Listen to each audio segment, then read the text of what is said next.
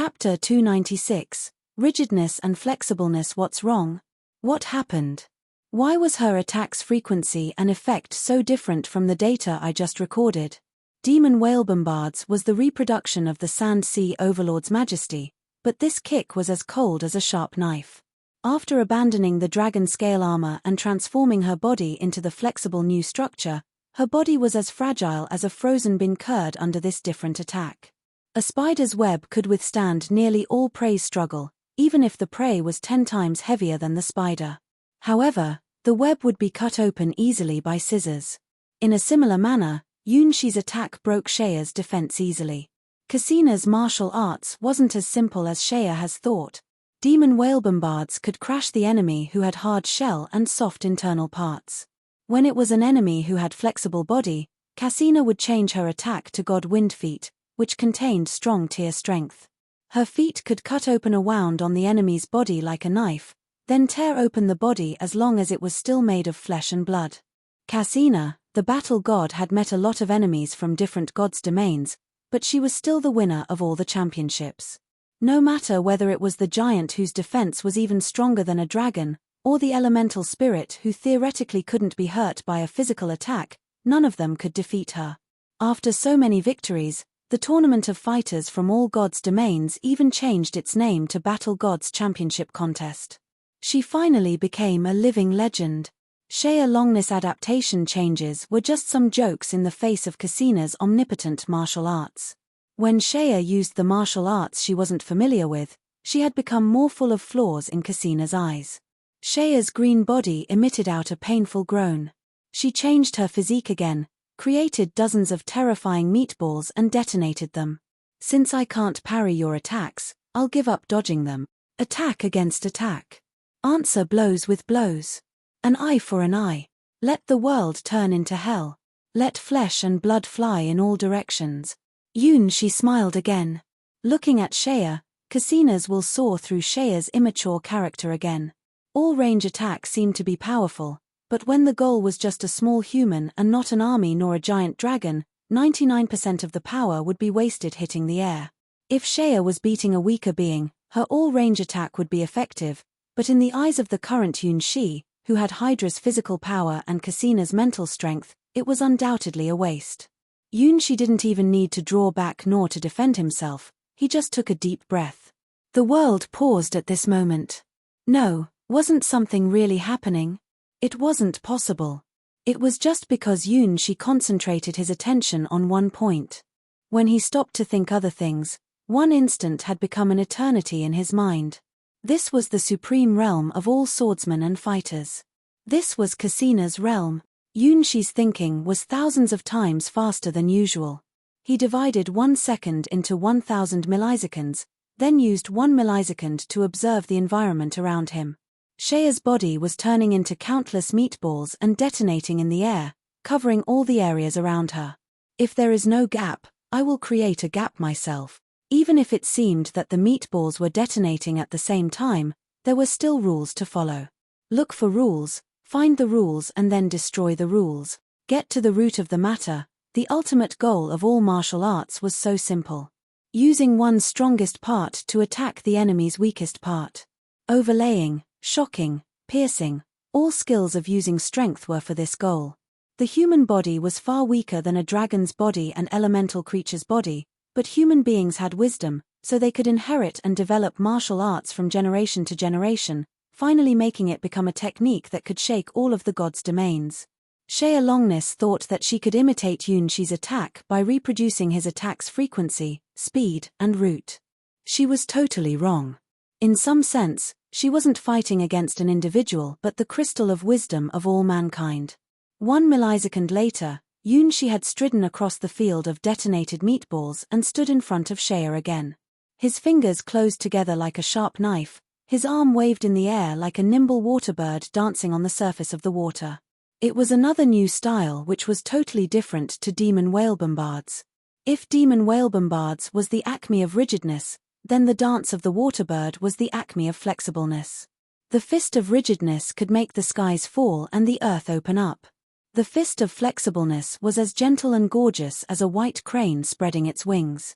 The attack of the dance of the water bird wasn't world-shaking like demon whale bombards.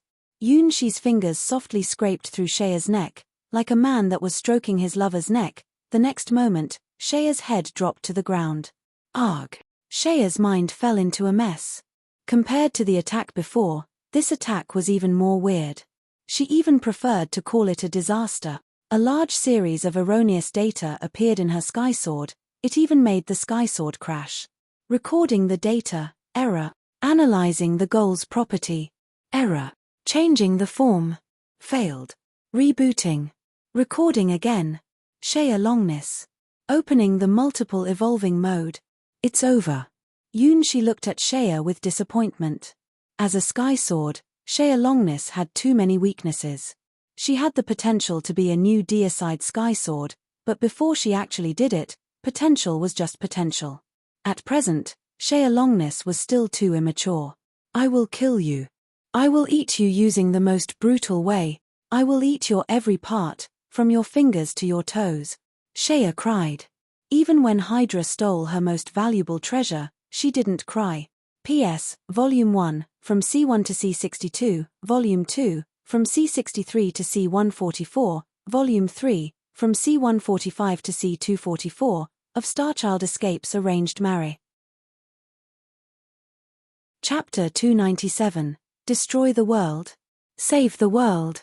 For the first time, Shea longness exposed a vulnerable side of her mind after descending into the water god's world. She cried and trembled like a fragile flower swaying in the midst of a raging storm. It was incredible, but what was really happening? As the strongest slime, Shea longness was cruel, because she could keep calm even when she was swallowing millions of lives. Shea longness was also naive, because she ate her lover simply because she had given up on herself. Probably there was no other sky sword that would have such an extreme emotion like Shea longness. She was gentle, she was cruel, she was warm-hearted, she was bloodthirsty. However, they were all a part of her, the child of the slime race, the sky sword who had the potential to be the slime race's god. If she was a mortal, it was too unwise to expose her feeble side in front of others. It was undoubtedly exposing her weakest point to her enemies. However, it wouldn't have an impact on Shea longness. The more insane she became, the stronger the power she would obtain. Like an unknown chaos that could swallow all things in the universe, her body was emitting a creepy aura in the air. Gu. Gu. Gu. More and more green meatballs exploded behind Shea longness, then they slowly opened their eyes. Eat. Eat. Eat. Their voices sounded like the whisper of evil itself. Shea longness was the aggregation of the entire slime race's will. The sound formed by her will was the sound of the entire slime race. For the first time, Cassina's will seriously looked at Shea through Yunshi's eyes. Hu. Ha. Yunshi's feet stood on the ground firmly, even though the ground itself was going to collapse at any time. His left hand pressed down, which looked as if he was going to touch his toe, and his right hand raised high in the air. His one hand touched the heaven and the other hand touched the earth. This posture was called unity of heaven and man. It was a martial arts starting position, which was so strong that even Cassina wouldn't use it casually. In the face of the countless unknown twisted creatures behind Shea longness, even Cassina, the battle god, had to get serious. Arg. Shea longness held her shoulders, avoiding looking at anything in this world. The things I don't like. The things that make me feel painful. I don't care if it is human, the world, or something else. Die. Die. Die. Annihilate them all. The unknown green twisted creatures loyally responded to Shea's wish. They heard and would execute the order from the child of the slime race, the 10th sky sword. Destroy this world. Eliminate mankind. Let everything in this world come to an end. Ring out the bell of blessing for the great Shea longness. Along with the weird whispers, the green meatballs exploded one after another. However, they were not detonating themselves this time, but blossoming beautiful, delicate flowers from their bodies. The green flowers gestated one seed after another, blowing in the wind. These seeds floated in the air like scattered dandelions. Shea longness started to sow these seemingly delicate seeds to the sky. When these seeds dropped on the ground, took root and sprouted, they would finally cover the entire world, transforming it into something else. It would be Shea's garden. Apart from Shea herself, no living being would be allowed to live in her garden. If Shea hated a world, or liked it very much, she would want to occupy it, turning everything into her own treasure. This would also be the world's end. After being eroded by Shea, all beings in this world would only become Shea's food. Hydra, the water god, had seen this end, so she wished that Yunshi could do something to change this future. Can Yunshi change it? With the power he has obtained, can Yunshi reverse this coming misfortune? Looking at this scene, both Yunshi and Cassina were shocked. They weren't something as simple as the detonated meatballs before. It was a real power that was twisting, changing, and swallowing the rules of this world. This was Shea Long's true nature. As if desperation itself just slithered out of Pandora's box, there was no hope leaving the box of the deepest nightmare. The countless blooming flowers were doomed to bring ruin upon this world. No. I will change it. Even if no one thought that this world could be saved, I will save it. Yunshi shouted out in his heart. Yes, this is the will, this is the spirit. In the name of Cassina, the battle god, I will help you create miracles. Cassina's will jumped with joy in his mind. Again, the time stopped. Looking at the infinite petals flying to the sky, Yunshi's left arm raised up and his right arm drew a circle in the air. Battle god genre anti-god martial arts, the magnificence of sky dance. A soft light appeared in Yunshi's hand. It was the light of the heavens and the sky's will, it was the light that would gestate hope. The next moment, Yunshi leapt into the air like a phoenix raised from the ashes of fire. Nothing could be used to describe how nimble Yunshi was. Like a bird flying in the air, Yunshi leapt to Shea Long's from the sky. Yunshi's left arm caught Shea Long's right arm. Without the slightest killing intention, he brought her to the peak point of the water god's world sky, then put his right hand on Shea's chest. What? Shea Long's opened her eyes wide, looking at Yunshi's right palm in surprise. Unlike the violent attacks before, this time, Yunshi's right palm gently put on her small breasts. As if they were standing in the center of her invisible giant vortex, all the green flowers in the air were attracted, flying to Yunshi and Shea Long's. Sorry, I will drain your body. With a strange smile, Yunshi put both of his hands on Shea's breasts. Unity of heaven and man reflowing. Arg! Shea Long's breathed strange sounds from her mouth. She felt that all her strength was being drained out of her body and flowing into Yunshi's palms. P.S. Volume 1, from C1 to C62, Volume 2, from C63 to C144, Volume 3, from C145 to C244, of Starchild Escapes Arranged Marry. Chapter 298, The Magnificence of Skydance. Can a human body fight against a godlike terrifying presence? It wasn't possible even in theory. A brief life can burn brightly, but even if a human burned his life out, his self-sacrifice wouldn't be sufficient to let him obtain an earth-shaking power, which was innate to dragons and elemental giants. After all, mankind was just a lower middle-level race throughout all God's domains. Therefore, humans had to develop various martial arts, trying to find a way to fight against the incredible superbeings in the universe. However, most of their attempts were useless. No matter how much effect they had made, even if they burned out their lives, it was still too difficult to cross the gap between mankind and other races. Like what Shea Long's and most strong beings thought, martial arts was just a method used to offset humanity's natural weakness. It couldn't let a human suddenly become as strong as a dragon. However, even if the probability was negligible, it still existed. Countless humans lived in countless gods' domains. There were always some people who could master the martial arts that could even threaten gods and demons. They were the legends above legends. Cassina, the battle god, was one of them. She was the sky sword that had the power to challenge gods and demons. As the child of the slime race, even though Shea Long's was not mature yet, her power was still sufficient to destroy a small world if she willed. If Yunshi wanted to fight against Shea Long's, he must have power at the same rank with Shea's power. This moment, Cassina's will was possessing Yunshi's body, helping him expose this power. Controlling Yunshi's hands pressing on Shea's breasts, Cassina used her secret skill which could only take effect on strong beings, the magnificence of Skydance. Infinite energy flowed backwards to Shea from all directions. They were the tokens of Shea's will, the seeds that would destroy this world. Too much. Too much. It can't go on. My body is going to explode. After obtaining Hydra's power of blood, this was the first time that Yunshi felt his body was going to overload. This was a martial arts Yunshi couldn't understand. Cassina subdued Shea's body and extracted Shea's energy, using Shea's energy to suppress Shea herself. It's really a godlike martial arts. This was the only idea in Yunshi's brains at this moment. Humans couldn't fight against gods and demons with their fragile bodies. If so, how about to suppress gods and demons by extracting their own energies? Absorbing their infinite energies with both hands, then attack them using their own powers. At this moment, both of Yunshi's hands were the channels to absorb Shea's energy. He could feel what a great amount of energy Shea had through her body. How many slimes are living in all gods' domains? The water god's world was just a small world, but after half a month, millions of slimes had reproduced in this world. Judging from this angle, how many slimes were living in the countless gods' domains outside of here? Including Shea Longness herself, no one could figure it out. She didn't know how many slimes were living in the universe, but she knew that she was the strongest slime, she was the aggregation of the slime race's will, she had infinite potential. Gah!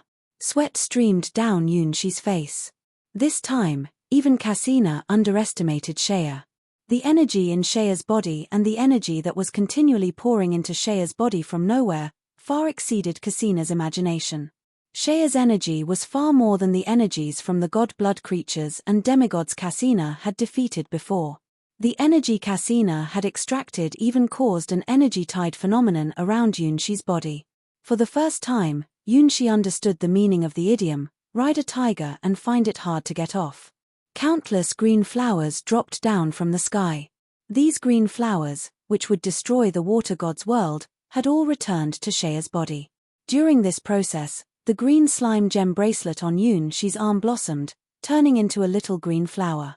Arg! It was just a little and delicate green flower, but when it blossomed, Shea cried and flew into a shameful rage, as if Yunshi just saw her deepest secret. After blossoming, the green flower immediately broke away from Yunshi's arm and flew to Shea's body, becoming a part of her breasts, where was right now covered by Yunshi's palms. The bracelet was a part of Shea's body? Oh, I remember it. These slimes were a kind of medium Shea used to descend into this world. Compared to the Spider Queen's body that was possessed by Shea now, Yunshi was more familiar with this part of Shea's body. At first, he had almost lost control of the magnificence of Skydance, but the familiar handfeel made Yunshi quickly refresh himself again. He could control the energy he extracted from Shea's body quickly and effectively flowing back to Shea's body now. Synchronizing the energy circuit. Absorb. Absorb. Absorb. Once Yunshi found the breakthrough point, the next would be easy. Using the green flower on Shea's chest as the touch point, his energy mixed with Shea's energy returned to the deepest side of Shea's body. The powers that could destroy a world were all being tamped into Yunshi's body and Shea's body.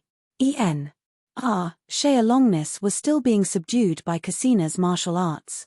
Her mind had dropped into a total mess, but her body still struggled subconsciously. Her face blushed and her skin was covered with a layer of pink. Her whole body was limp due to the touching that was too wonderful for words at this moment.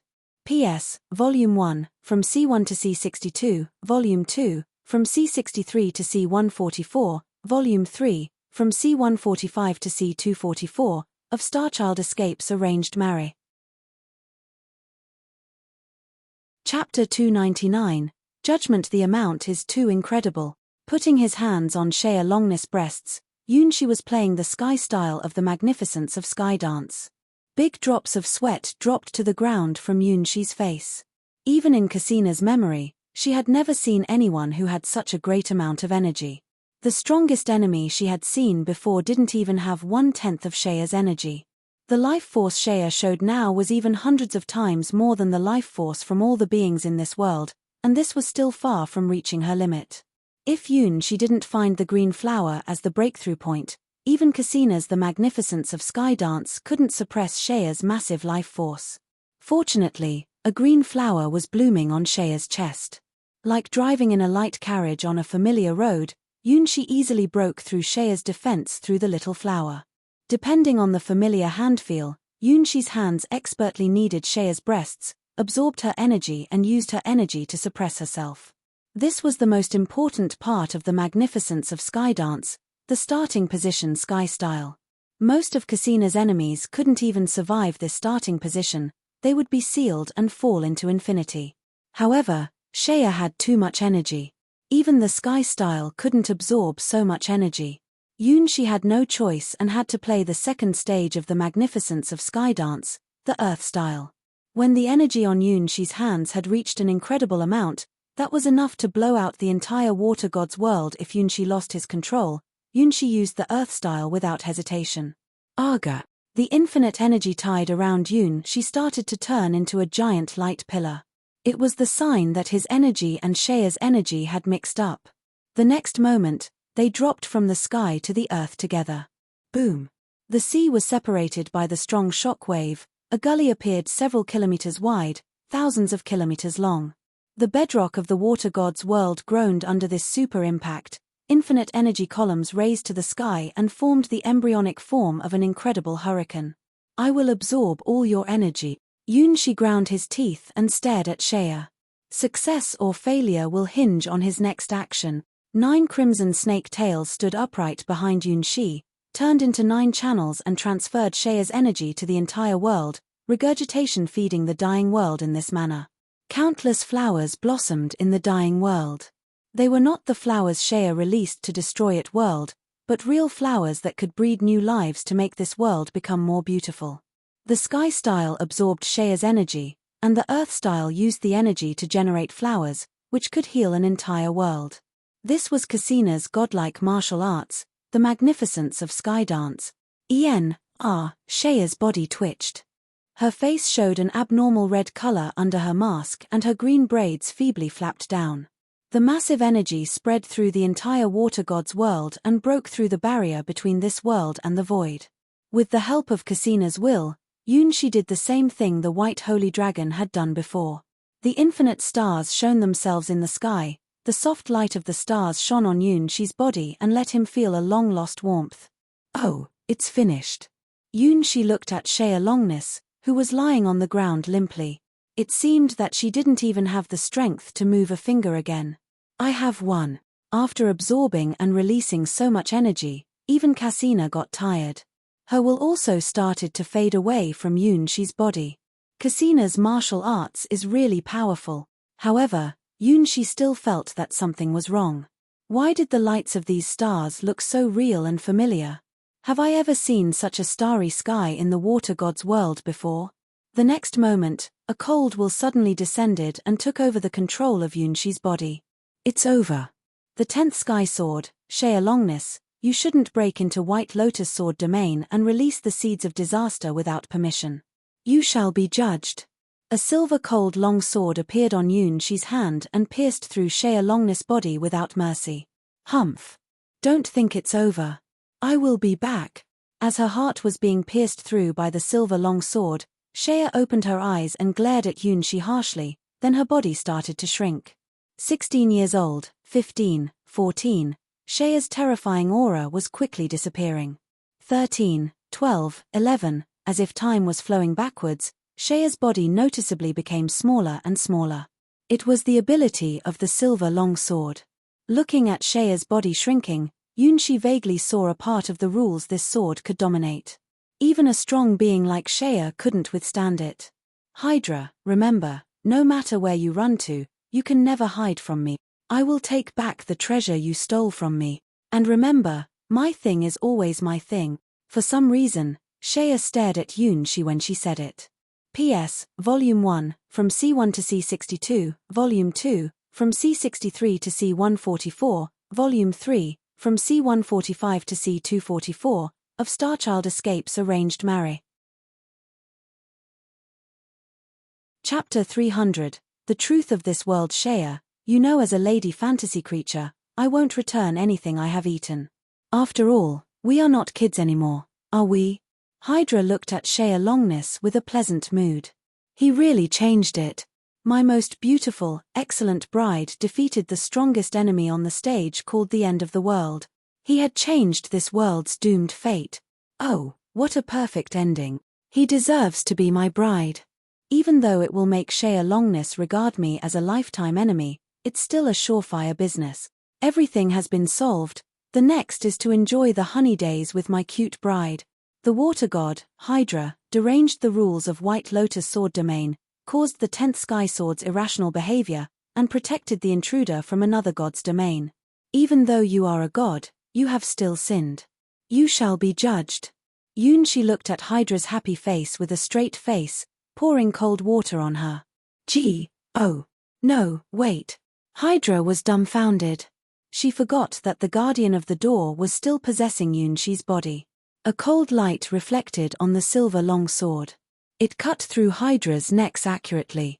7 of 9 Hydra's heads dropped to the ground. Infinite blood squirted from Hydra's necks. Even though she was a god, she still cried with pain. Whoa. Puff. Puff. Being accompanied by some unknown sounds, Hydra's huge body toppled down to the ground. The intruder from another god's domain, the White Holy Dragon, you have sinned and shall be judged. The guardian of the door controlled Yunshi's body, brandishing the silver longsword again. A painful dragon's cry came from the void. Apparently, even the mist demon couldn't protect Mew Mew from suffering this attack. Yunshi finally understood how the White Holy Dragon was hurt. It was too incredible a power. It was the power from the guardian of the door, the great will that was taking over his body and Hua Huo's body. The rulings are over. After the 3 attacks, the oldest sky swords will faded away and returned back to the door. Now, there was no legend-ranked power that was still living in White Lotus Sword Domain. All the labile factors that may break the balance in this sword domain have been cleansed. The guardian of the door wouldn't intervene other things, because all things had returned to balance. The lights of stars shone on Yunshi's body, which meant that this trial had finished. However, Yunshi surprisingly found that he didn't return to the Palace of the Stars but was still standing on the ground of the water god's world. Is it over? After 15 minutes, Yunshi finally realized that the trial had finished. However, the scene around him didn't change at all. He was still standing on the island in the center of his world. Under his feet, there were innumerable blooming flowers extending to the end of the world. It's finally over. Yunkyu walked to Yunshi from a distance. She was still carrying the black longbow, smiling toward Yunshi. You did it. Oh, I also didn't expect that I could do this. Thank you for your help. Yunshi looked around with a lot of questions in his head. Why didn't I return to the Palace of the Stars? Haven't I accomplished all the quests? Where will you go? You are a hero-ranked baker and the water god's favorite. Countless forces will be happy to open their doors wide for you. Yunkyu looked at Yunshi with a mixed mood. If she didn't witness it with her own eyes, she wouldn't believe that Yunhai could defeat the 10th Sky Sword. Although Yunhai wasn't using his own power, but anyway, he had stepped into that realm and defeated a legend-ranked strong being. This experience was sufficient to bring him a bright future. Where will I go? Yunshi looked at the bright stars in the sky in confusion. He couldn't stop the perspiration from pouring down his face. Hey, the great stars, what's the situation now? Why did the real starry sky appear in the water god's world? Yunkyu, where are we? After hesitating for a while, Yunshi questioned Yunkyu with a fluke mind. Where else can we be? Of course we are in the central area of White Lotus Sword Domain, the Storm Eye. Don't you know we were in the water god's world? Now, this world just begins to dock with the real world. Yunkyu looked at Yunshi curiously. Due to some reason, we were involved in the water god's world, then the battle between you and Caelian broke the barrier between this world and the real world, so that it exposed itself in White Lotus Sword Domain. Do I really need to explain such an obvious truth to you? The water god was this world itself. This world located in the center of the Storm Eye.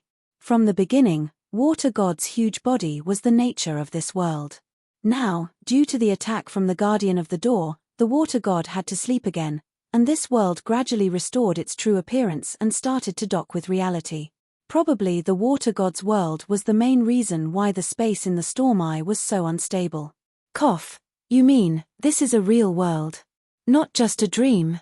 Yunshi touched his white emperor mask and clearly felt that the water god's power had become very weak. However, it just became weak, but didn't disappear. Hydra just slept again but didn't die, so her god power still existed in the white emperor mask. Yunshi could even call his 1,000,000 brides figures to appear again if he wanted. Yes, the water god's world was a real world from the beginning. It was hiding in the center of the storm eye. We were chosen by water god to be its apostles, and other people were chosen by the sky sword to be her apostles. Now, we have won the battle, so we have no reason to fight with other people again. Yunshi didn't know what facial expression was under his mask. He knew it must be very bad. Wait. So the trial wasn't just a dream. What does it mean? It means that I really married 1,000,000 girls. P.S. Volume 1, from C1 to C62, Volume 2, from C63 to C144, Volume 3, from C145 to C244, of Starchild Escapes Arranged Marry. Chapter 301, The Revived Sailing Jellyfish Snow. Not only so. Because Yunshi thought that this was just a dream, he did too many speechless, shameless things in this world. The nights with the Lamia queen, the Mermaid queen and the Caelian queen. The morning with Lulu. The hot, crazy night he spent with Black Moon. If they weren't just my dream but something really happened, how will I? I can't be an upright gentleman anymore. Raise your head and look around. Look, this world was saved because of us. Standing beside Yunshi, Yun-Q smiled looking at the earth with blooming flowers. Yes, after paying so much, isn't this the future I always looked forward to? A vibrant, sunny, hopeful world that could let everyone enjoy a peaceful life. This was the future she wanted to create, even if she had to stain her hands with countless people's blood before arriving at this conclusion. The trial in the water god's world was a brand new start for her. It was the turning point of her life. She witnessed the most terrifying disaster here, and the most incredible hero who saved this world. Everyone had given up and thought that this world was doomed to be destroyed, but he still tried his best to create miracles. Perhaps he was still a man with a lot of weaknesses, but no one could deny that he was a real hero that had saved a world. Yun-Q learned a lot from him. Of course, her faith wouldn't change. No pain, no gain. In order to save more people, she had to abandon a few people. To survive, mankind must pay a lot of painful prices. However, she understood that there were really some people who could create miracles now. Yun Hai, who was standing in front of her at this moment, was the creator of this world's miracle. He was shameless and salacious. He had a kind of abnormal desire for beautiful girls. He married one bride after another. He was often addicted to young girls' bodies. However, even so, he was still the hero who saved this world. Now, Yun-Q finally understood why Hydra trusted Yun Hai so much and conferred to him all its powers. Because he had the ability to create miracles with Hydra's power. Even when he was facing Longness, the Sky Sword, he didn't falter and retreat. When Yun-Q considered it again, she admitted that she couldn't do it like Yun Hai. Probably when she realized the desperate gap between her and the Sky Sword, she had conceded. She didn't feel shameful about this, because Longness' power was even more terrible than she had imagined. The gap between the hero rank and the legend rank wasn't even possible to be counted by numbers. Yunshi's mind was in a total mess now. He still couldn't accept the truth that the things happened before weren't his dream but reality. He did see the bonfire, which meant that he could revive here. However, he was also told that this trial wasn't in a dream world. If so, no, maybe the dark forest and the tall tower weren't just two dream worlds too. Perhaps he really went to two worlds that really existed. Undoubtedly, the stars have such power. They could create such a miracle, which meant that what he had done in the trials really happened in the reality. Perhaps the boundary between reality and dream didn't exist in the eyes of the stars. The stars' power could create the bonfire that could let him revive, could drag the beings around him to the same trial world and change their minds. Nothing is true in this world. Yunshi suddenly had this idea in his mind. Which part was his dream, and which part was reality? When did the dream and the reality start to mix up? When Hydra saw him suddenly appearing in her world, what was she thinking? The lights of the stars finally faded away. The water god's fantasy island emerged out of the sea surface in the storm eye. Everything came to an end. However, Yunshi's troubles had just begun. Under the starlight, one beautiful translucent creature after another swam out of the sea surface. They had beautiful silver bodies and emitted different translucent lights in accordance with their body sizes. They were sailing jellyfishes. Yunshi immediately recognized these fantasy creatures. They were the mascots of the water god's world, and the avatars of the source of the power for this world. When this world was threatened by Caelian, they disappeared, indicating the impending doom. After Caelian was defeated, they revived again. Their appearance meant that the water god's fantasy world had really returned to peace. Even though the water god's fantasy world couldn't hide itself from the prying eyes of the outsiders, and the water god fell to sleep again, these sailing jellyfish were still strong fantasy creatures. They could protect this world.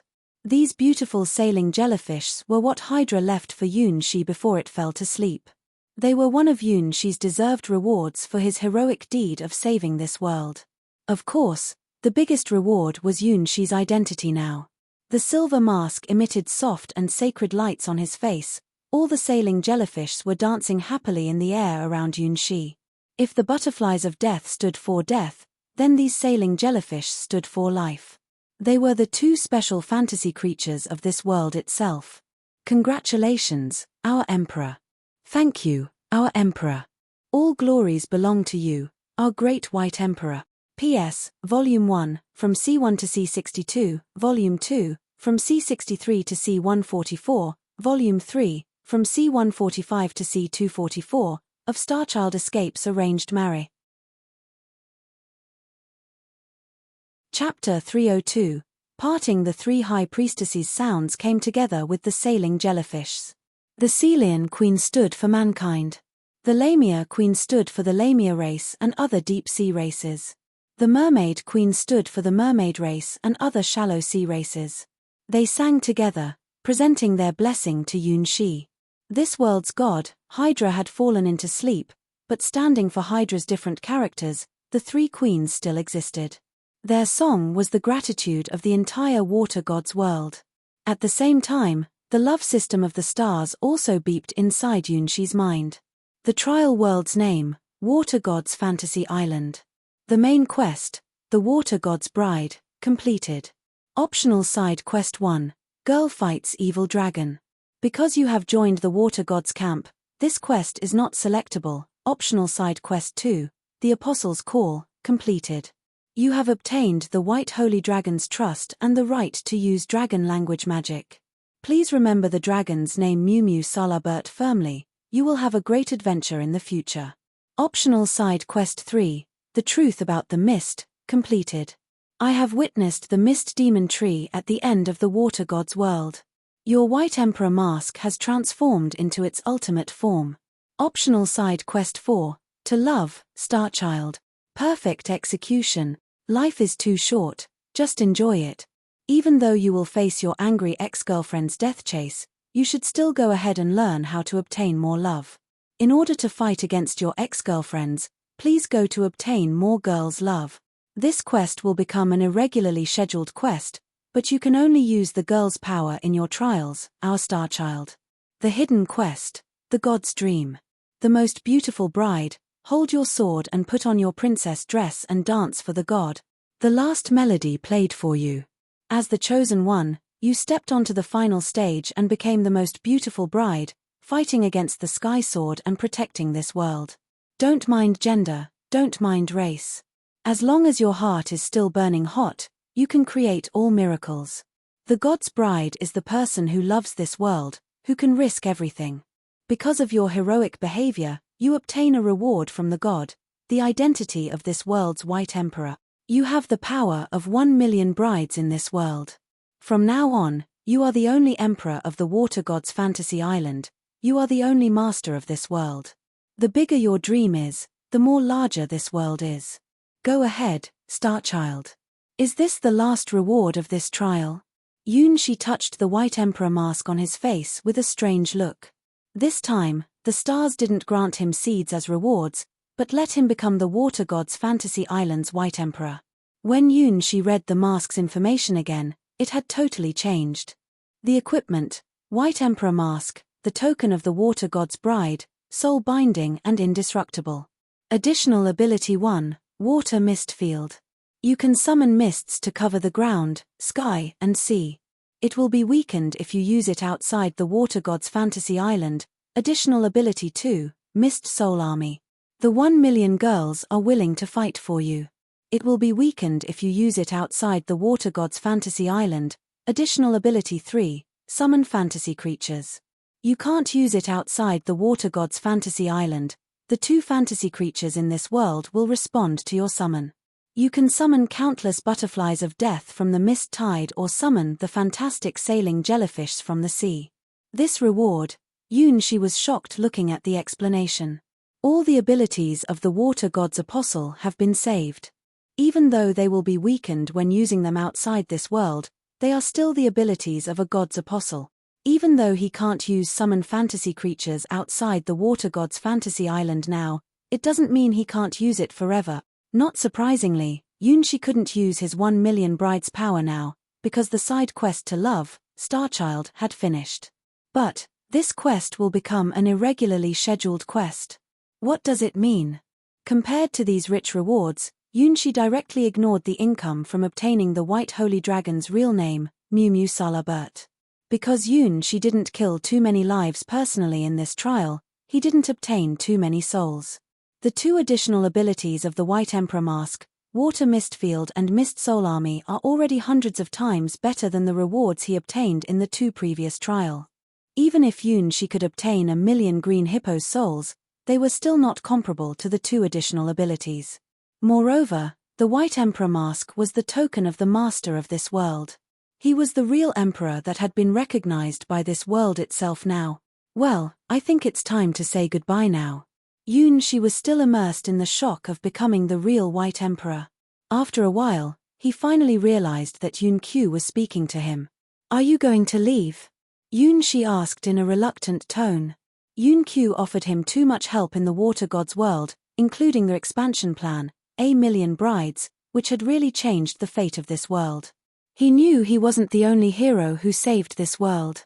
There were 2, Yunshi and Yunqiu. Yes, there are things I must do. I don't need any praise. You can be the only hero who saved this world. Yes, this is fine. She didn't want to stand in front of the public, to be the sparkling savior like Yunhai. Since a long time ago, she was doomed to stay away from all glories and praises forever. Her sword and bow would accompany her till the end of her life. If it was just her wish. If she could see the miracle happened to this world again before the end of her life, she would already feel satisfied. So, goodbye Yunhai. P.S. Volume 1, from C1 to C62, Volume 2, from C63 to C144, Volume 3, from C145 to C244, of Starchild Escapes Arranged Marry. Chapter 303, Rebuilding the World. The warm sea winds blew to the 2 people from sea level. They swept past the sailing jellyfish soft tentacles and rolled up a lot of petals into the sky. Looking at Yunqiu walking away, Yunshi couldn't help but ask, will we meet again? Why did I ask that?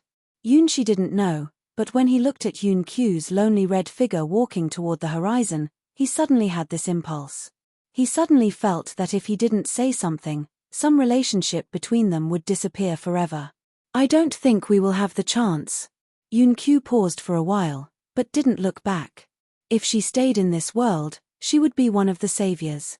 As long as she was still wearing the water god's mask, she would be this world's hero, being longed for by countless people. If she chose it, it would be the most satisfying life she ever could enjoy. No one would doubt or hate her, because she was a savior, just like Yunhai. People would mold a statue for her, and her heroic behavior of fighting against a sky sword together with Yunhai, and would be remembered by the people in this world from generation to generation. She would become a legend. There are things I must do, so I can't cease to advance. Goodbye Yunhai.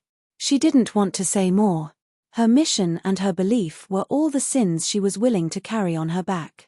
She was a princess, but she never expected to be saved by anyone. She would change her fate with her sword and bow herself. Looking at Yun Qiu's back going further away, Yunxi felt a sense of loss. He and the archer in red were just two different kinds of people. Even though they had communicated for a short time in their lives, their fates were destined to go in different directions. Indeed, he could sense some deep, dark fate that was carried on Yun Qiu's back.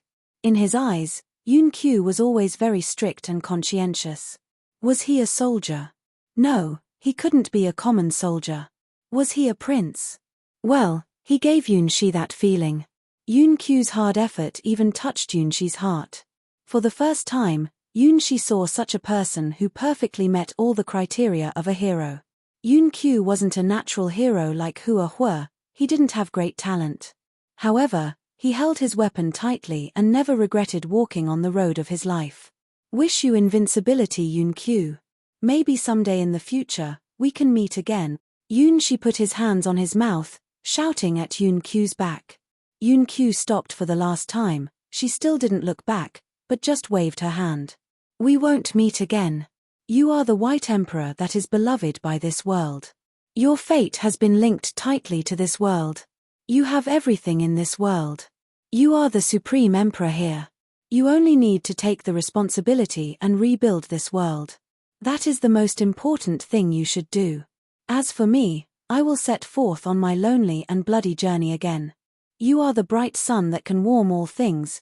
You are the emperor that can obtain countless girls' hearts and bodies. I'm the solitary star. I briefly shone brightly in this world, leaving my blood-colored trace behind. I know nothing apart from battle, so I'm not at all appropriate to be a manager of a country. The road of my life is on the battlefield. I will remember this place, because this is the first world I have saved. I won't stay here, because there are more people waiting for my salvation outside of here, even if I will bring them bloody storms at the same time. Waving my hand, it's my last farewell. We will never meet each other during our lives again, Yun Hai. He had really gone. Yunxi sighed after confirming that Yun Qiu had really left the water god's fantasy island. What should I do next? Looking at the blooming flowers on the ground, Yunxi could clearly feel that the entire world was recovering. The 4 world towers were still protecting the world. Following some rules even Yunxi himself didn't understand, the 4 towers opened an energy barrier, protecting the whole of the storm eye inside it. Although this world had merged into White Lotus Sword domain, the water god's fantasy world was still unable to enter. Only Yun Qiu had left from the water god's fantasy island. The Starwing Knights girls and other Sword Palace disciples were still staying on the island. Boom. Before long, another change happened. The Caelian city, which was protected and hidden by Hydra in its body before, appeared again, right under Yunxi's feet, in the center of the island. At the same time, Yunxi's 1 million brides also returned. This was just the start. The cities and villages that were protected by Hydra before, appeared one after another. However, their locations had been changed to adapt to the new world. One sailing jellyfish after another flew to the cities and villages, helping the people rebuild their hometowns. Via the sailing jellyfish's eyes, Yunxi could clearly see the new appearance of this world. Circling around the Caelian city, 8 islands located at the 8 points, representing the 8 heads of Hydra, and Caelian itself was Hydra's biggest head. Yunxi's 4 world towers were at the 4 corners of this world. Taking the 4 world towers and the 8 islands as the world's standard lines, the sailing jellyfish were working hard to rebuild the new map of the entire water god's world. P.S. Volume 1, from C1 to C62, Volume 2, from C63 to C144, Volume 3, from C145 to C244, of Starchild Escapes Arranged Marry. Chapter 304, Yunxi's choice. After saving this world from Shea Longness' hands, there was still a great amount of Shea's energy, which was extracted out by Cassina's the Magnificence of Skydance, left in this world. The sailing jellyfish were using it to rebuild this world. As a side effect, as the emperor that was recognized by the god and the world, Yunxi also got benefits from it. Infinite spirits of heaven and earth flowed toward Yunxi and filled his body, but didn't cause any burden to his body. One circle of beautiful light after another circle spread out from the place where Yunxi was standing at, sending ripples across the world. One mist soul girl after another appeared in the ripples and smiled at Yunxi. Their originally thin bodies were becoming more and more substantial and beautiful. As the reward of helping Yunxi defeat Caelian, they also obtained the blessing from this world. All of Yunxi's 1,000,000 brides had obtained the reward. Especially the Starwing Knights girls, because they were the cause of the Mist Soul Army, they obtained much more benefits than others. The energy that had returned to their bodies were the purest energy from the source of this world. Only after obtaining the permission from the world's will, ordinary people could have the luck to absorb this treasure. Because Hua Huo and Xiao Cao's help determined the final victory, they obtained the most reward.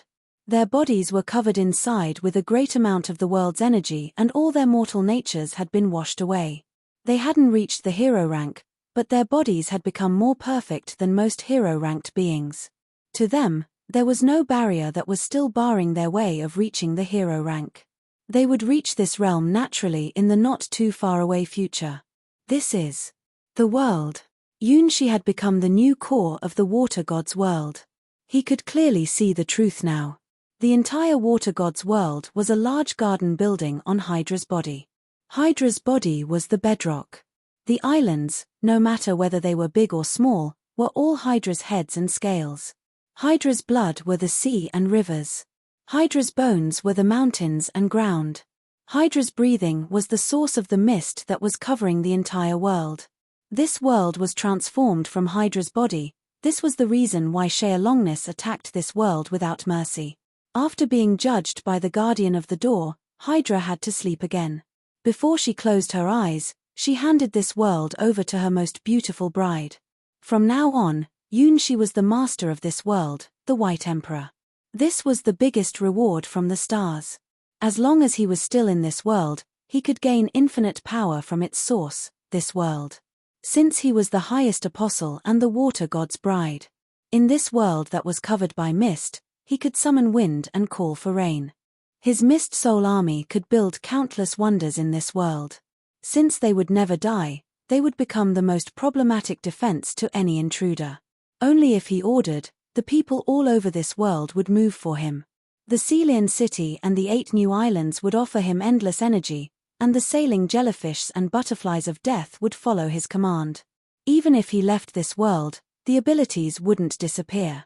Hydra was a real god. As Hydra's bride, Yunxi could use her power anywhere. In order to obtain all of them, Yunxi only needed to do one thing: put the White Emperor mask on his face. After the battle with the Sky Sword, the White Emperor mask had become the token of this world's master. If Yunxi was a common hero-ranked person, he would live in this world, just like what Yunqiu thought. As the owner of this world, he could do everything here, enjoying the most comfortable life. At any rate, there wouldn't be any paradise that was better than this world. This world had accepted Yunxi completely. No matter what kind of demand he asked, ridiculous or shameless, the people in this world would do it for him without doubt. At this moment, a little devil was whispering in Yunxi's heart. Stay in this world. This is your paradise, the heaven that could satisfy all of your wishes. You are the only person that was beloved by the god. Before the water god wakes up, you are the only avatar of the god in this world. Whatever you do, you will be forgiven. No people would doubt your will. If 1,000,000 brides aren't enough, you can look for more beautiful girls in this world. As long as you ask, the world will meet all your requirements. There wouldn't be any opportunity that is better than this. Why are you still hesitating? Oh, it really is a paradise. Yunxi looked around this world. After suffering this devastating disaster, this world was recovering. Through the eyes of the sailing jellyfishes, Yunxi could see all the corners of this world. Hua Huo and Xiao Cao were still standing at the South Pole and North Pole of this world. They were absorbing and understanding the rewards they've just obtained. Other Starwing Knights girls were in Caelian. After returning to the real world, they had retrieved all of their real memories. Looking at the native girls around them, their minds were in a huge mess. Other Sword Palace disciples were in the wilds. Unfortunately for them, there were a lot of wild animals surrounding them and looking at them with hunger. The twin witches just arrived at a town being rebuilt. It seemed that they were trying to understand what happened in this brand new world. Yunxi's childhood sweetheart, Hua Huo, rushed into Caelian and looked for someone with anxiety. Hua Huo, looking at the familiar figure that was running in the streets of Caelian, Yunxi finally made his decision. P.S. Volume 1, from C1 to C62, Volume 2, from C63 to C144, Volume 3, from C145 to C244, of Starchild Escapes Arranged Marriage. Chapter 305. What a Strange World 3 days later. The bell of blessing echoed above the sky of Caelian again, and everyone knew the reason.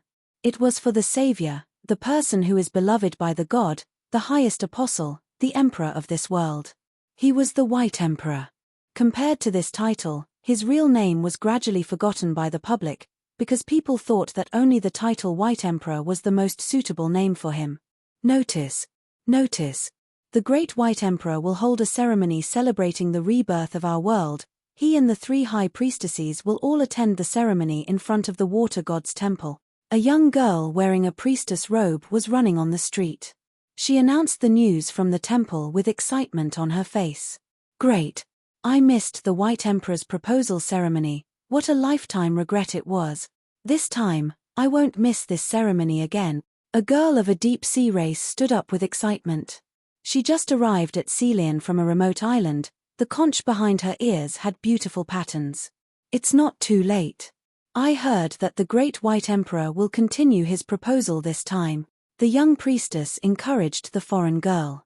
The battle with the sky sword happened and ended too suddenly. Before a lot of girls of the deep-sea races arrived at Caelian from their habitats, Yunxi had saved this world from being destroyed. These girls were also saved by the White Emperor. As the blood descendants of Hydra, these girls of the deep-sea races felt regretful for not offering their powers to their White Emperor. Really? Where is this news from? The girl of the conch race was so excited that she subconsciously opened the conchs behind her ears. She wasn't the only person who got excited. All the girls who didn't arrive at Caelian when Yunxi started his proposal all cocked their ears, waiting for the young priestess news. I heard it from our Caelian queen. In order to expand the members of the Mist Soul Army, the White Emperor will propose to more girls in this ceremony. Humph! What a shameless man. Only one girl looked at the excited girls on the street with disdain. If she didn't hear it with her own ears, she wouldn't believe that there was actually such a salacious man in the entire universe. He has married 1 million brides, and still wanted to marry more. How can the people in this world accept this? This world is sick. Oh, hello, traveler from the outside world. When seeing Hua Huo, the girl who was carrying a huge broken sword on her back, the native girls greeted her with passion. Hello. I'm looking for a person. Have you seen her? Hua Huo opened a portrait from her arms. In the center of the portrait, it was a young maid looking to the front with her gentle eyes. Her peaceful aura immediately attracted the girls' eyes and made them feel close. Although she was wearing a maid uniform, the uniform looked like a gorgeous princess dress on her body. Oh, what a beautiful girl. The White Emperor will like her if he could also see this portrait. Her appearance isn't inferior to the 3 high priestesses. Who is she? Her clothes is cute, I want to wear it too. The girls on the street praised the maid's appearance. No matter whether they were humans or girls of the deep-sea races, their hearts had all been captured by the portrait. Sorry, I don't know her. Yes. She is a beauty. If I saw her before, I wouldn't forget her. We don't have this kind of clothes in our world. What's it made of? It's cute. The Caelian queen said our world will soon start to trade with White Lotus Sword domain. Maybe we can buy this kind of clothes at that time. I really look forward to it. The native girls chatted with each other like a group of sparrows. The water god's world was Hydra's garden. It was located in a special area in White Lotus Sword domain, the Storm Eye, and was still protected by the spherical energy shield. The entire water god's world was carried on Hydra's back. Theoretically, it was a world that could move freely in the void. Originally, Hydra had carried the dying world dropping into White Lotus Sword domain. After sleeping for thousands of years, the embryonic form of the water god's world finally formed. Now, the water god's world had been born again and started to show its infinite potential. The people here were planning to get in contact with the people of White Lotus Sword domain. When Hua Huo arrived at Caelian, her identity as an outsider was quickly exposed. A lot of people were observing her quietly. This world is too strange. Are you really willing to marry the so-called White Emperor? Hua Huo felt confused about the thoughts of the people. Why does everyone in this world think that the so-called White Emperor is a good man? Hua Huo admitted that the White Emperor had a great talent, and his Mist Soul army was also extremely strong. She was rarely forced to release her real power in the past. However, that was quite another matter. He proposed to 1 million girls and married them all in front of the public. This thing itself was ridiculous and twisted. The most ridiculous thing was that the people in this world accepted what the White Emperor did. He successfully married 1 million brides and put engagement rings on their fingers. Hua Huo even heard that this shameless man slept with different girls every night. Not only so, he didn't even sleep with a girl, but 2, 3, and even more. No. I can't keep thinking about this. It's too impure. This man. Even though he is the savior of this world, it's still a bit too much. Don't you people feel it strange? Girls, you shouldn't entrust your lives to that man. Because he is the White Emperor. He is the apostle who saved this world. He is beloved by our God. As the descendants of the water god, isn't it a natural thing to marry the White Emperor? P.S. Volume 1, from C1 to C62, Volume 2, from C63 to C144, Volume 3, from C145 to C244, of Starchild Escapes Arranged Marry. Chapter 306, Hua Huo's Consciousness. It's a natural thing. How can it be possible? Strange, it's too strange. What's wrong with the girls in this world? Hua Huo had an indescribable sense of anxiety in her heart. Why do I care about this? No matter what the custom in this world is, it has nothing to do with me, does it? My contract with Shea Longness, the Sky Sword, had finished after she was defeated. Now, I have nothing to do with this world. But, why do I feel so bad looking at these girls' smiles? A strand of hair on her forehead, her special item as Yunshi's childhood sweetheart, the so-called jealousy radar ran rampant after she came into this world. Look. Even now, as long as I close my eyes, I would see all the girls on the street being marked in my jealousy radar as red points. Red color, dangerous color, enemy's color. Since 3 days ago, after Hua Huo arrived at Caelian, she felt that she just stepped into her enemy's camp, because she could only see bloody red through her jealousy radar. From 13 years old to 300 years old, from mankind to non-humans, from common girls to exalted priestesses, all women were marked as enemies in Hua Huo's radar. Red, red, and red. Red is everywhere, and is still increasing. Hua Huo felt that her brains would overload if she still stayed in this city. What's wrong with this world? I know my little she is easy to attract girls' eyes. If I didn't protect him in our small town, his pure body would have been deceived by the sword skill teacher, the aristocratic miss from the nearby town, or the daughter of the flower shop. Especially during that summer, he had almost been eaten. When she walked on the road of the small village, Hua Huo could recognize the girls who had bad ideas for her little she with a glance. However, it seemed that her jealousy radar was broken this time.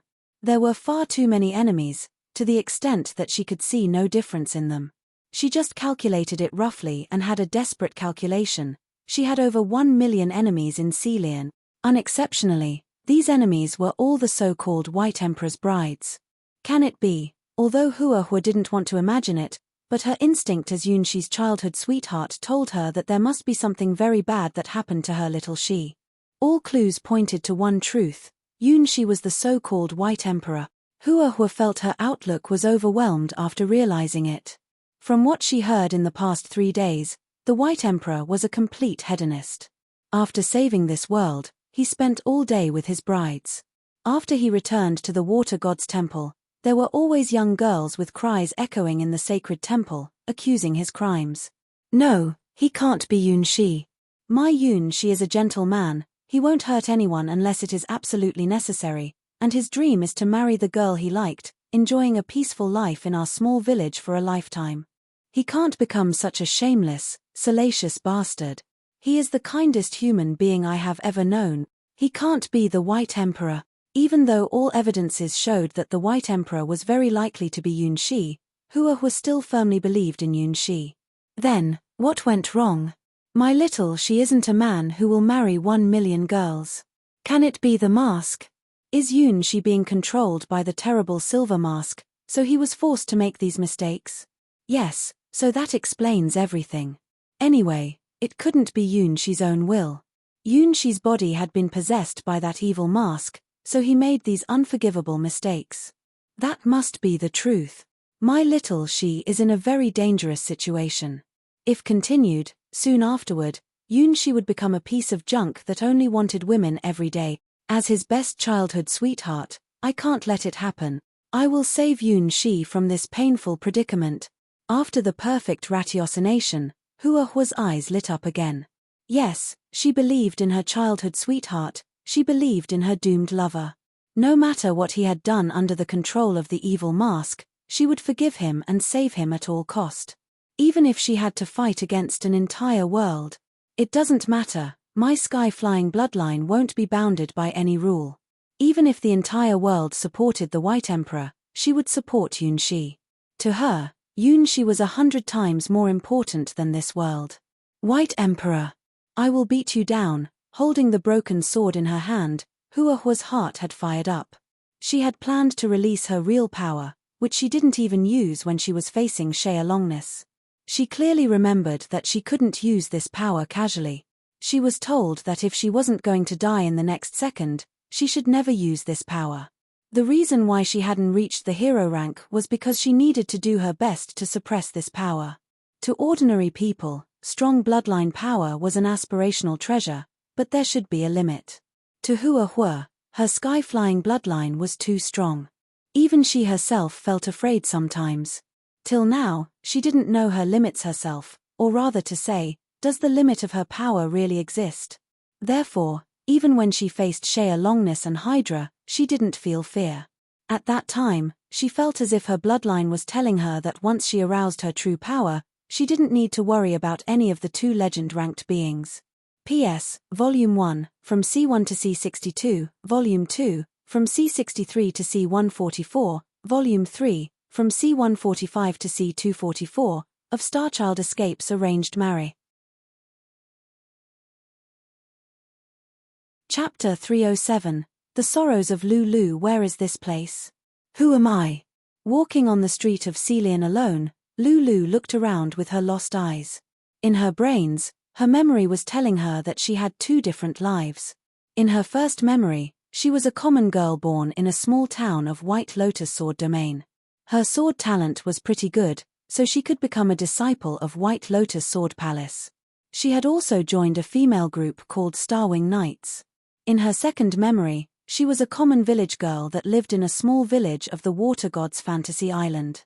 Because she had a great talent in pharmaceutics, people admired her and she finally married the great apostle. She was a pharmacist that was loved by the people. They were two different lives and two different memories, but they were totally mixed up now, making Lulu feel confused about who she was. The self that lived in the White Lotus Sword Domain was just a lucky girl who could join the Sword Palace. The self that lived in the Water God's world was a pharmacist girl who luckily married the apostle she liked, and she was really enjoying her married life. Apparently, the first memory was clearer and more structured. She could clearly recall all the details of her life in the first memory. Undoubtedly, this memory couldn't be fake. However, the self that lived in the Water God's world was also herself. She clearly remembered her excited feelings when she first met the apostle, her anxiety due to the apostle's unexpected proposal, and her nervousness when she looked for the apostle the next morning. She didn't want to deny these memories. Although the time she spent with the White Emperor was short, every second was sweet and memorable. They were all her precious memories. Before she took back her real memory, she really thought that she was a native girl of the Water God's world. Till the starlights dropped and the Sky Sword was defeated, her past memory recovered, and she fell into a contradiction at the same time. Because she doubted which memory was real, her personality even started to split.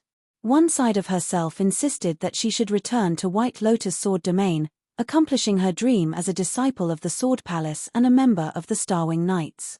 Another side of herself wanted to stay together with the White Emperor forever, living out her days with him. Two different ideas struggled against each other in her mind, and she didn't want to give up any of them. It had nothing to do with right or wrong, she just needed to face this dilemma. To Lulu, whose life had just been changed, it was too difficult a choice to make a choice. Why did you choose me? Can you also be a person from the outside world? My dear White Emperor. Lulu touched her animal ears. They were the gifts she obtained from this world.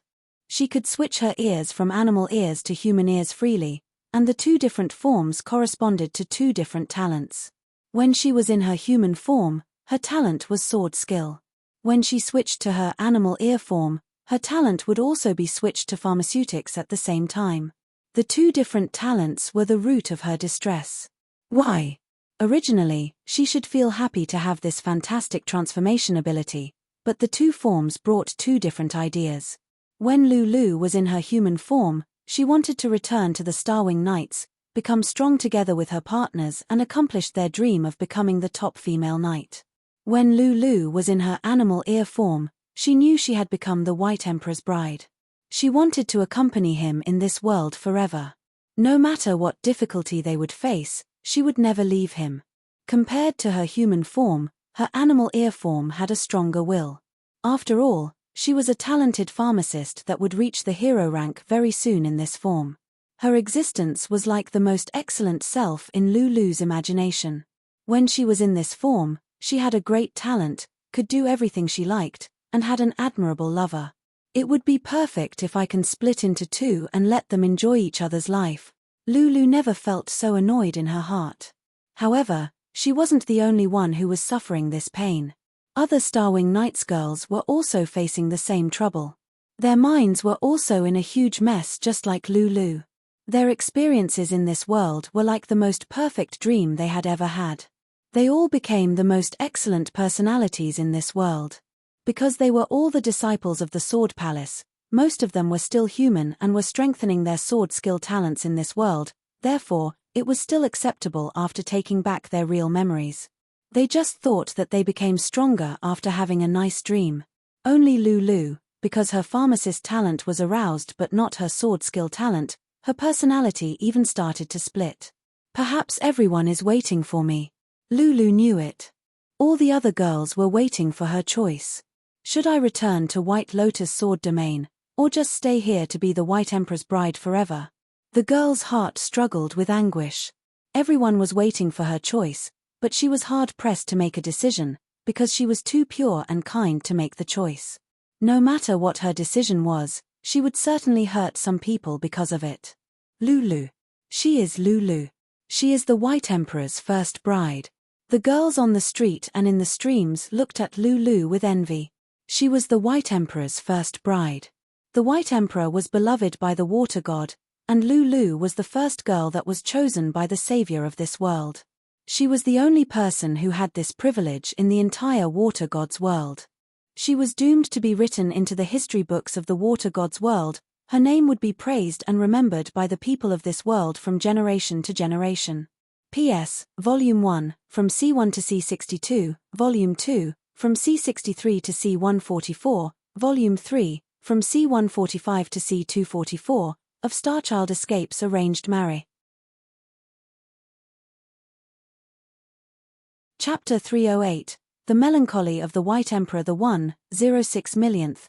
The Lamia Queen raised her tail and knocked on the bell in the water god's temple. The melodious bell of blessing echoed above the sky. It announced that in the Caelian city that was circled by hazy mist, another White Emperor's bride was just born. The ceremony is going to start. The Mermaid Queen pressed her chest and sang in a sad tone, "Why? I love you so much. Even 1,000 brides' love was no match for my love for you. Why can't you only look at me? Why can't you only love me forever? You just find pleasure in it. Let's go." The Lamia Queen said roughly.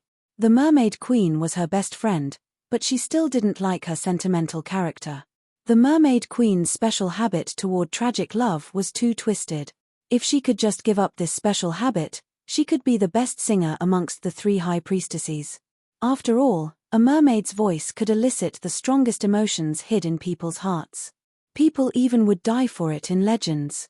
Oh, even though you are beloved by thousands of people, I will still take your eyes, letting you only look at me. Oh, Lamia, wait for me. The Mermaid Queen sang and chased after her best friend, leaving the Bell of Blessing.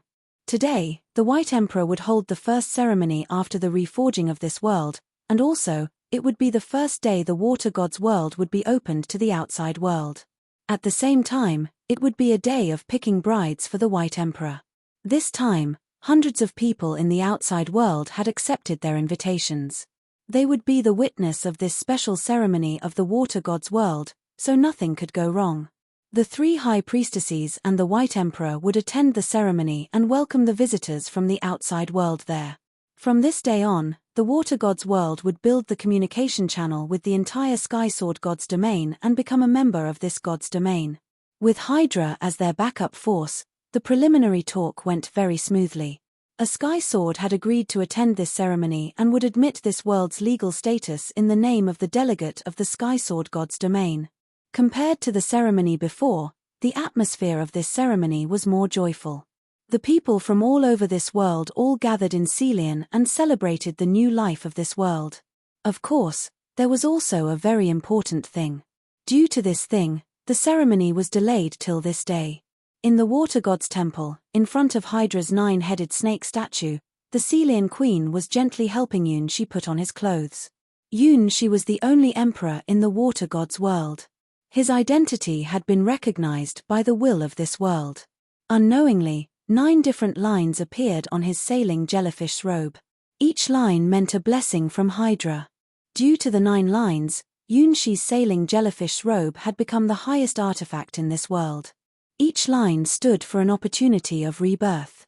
As long as Yunshi was still in the water god's world, he could revive 9 times after being killed, and the lines were rechargeable.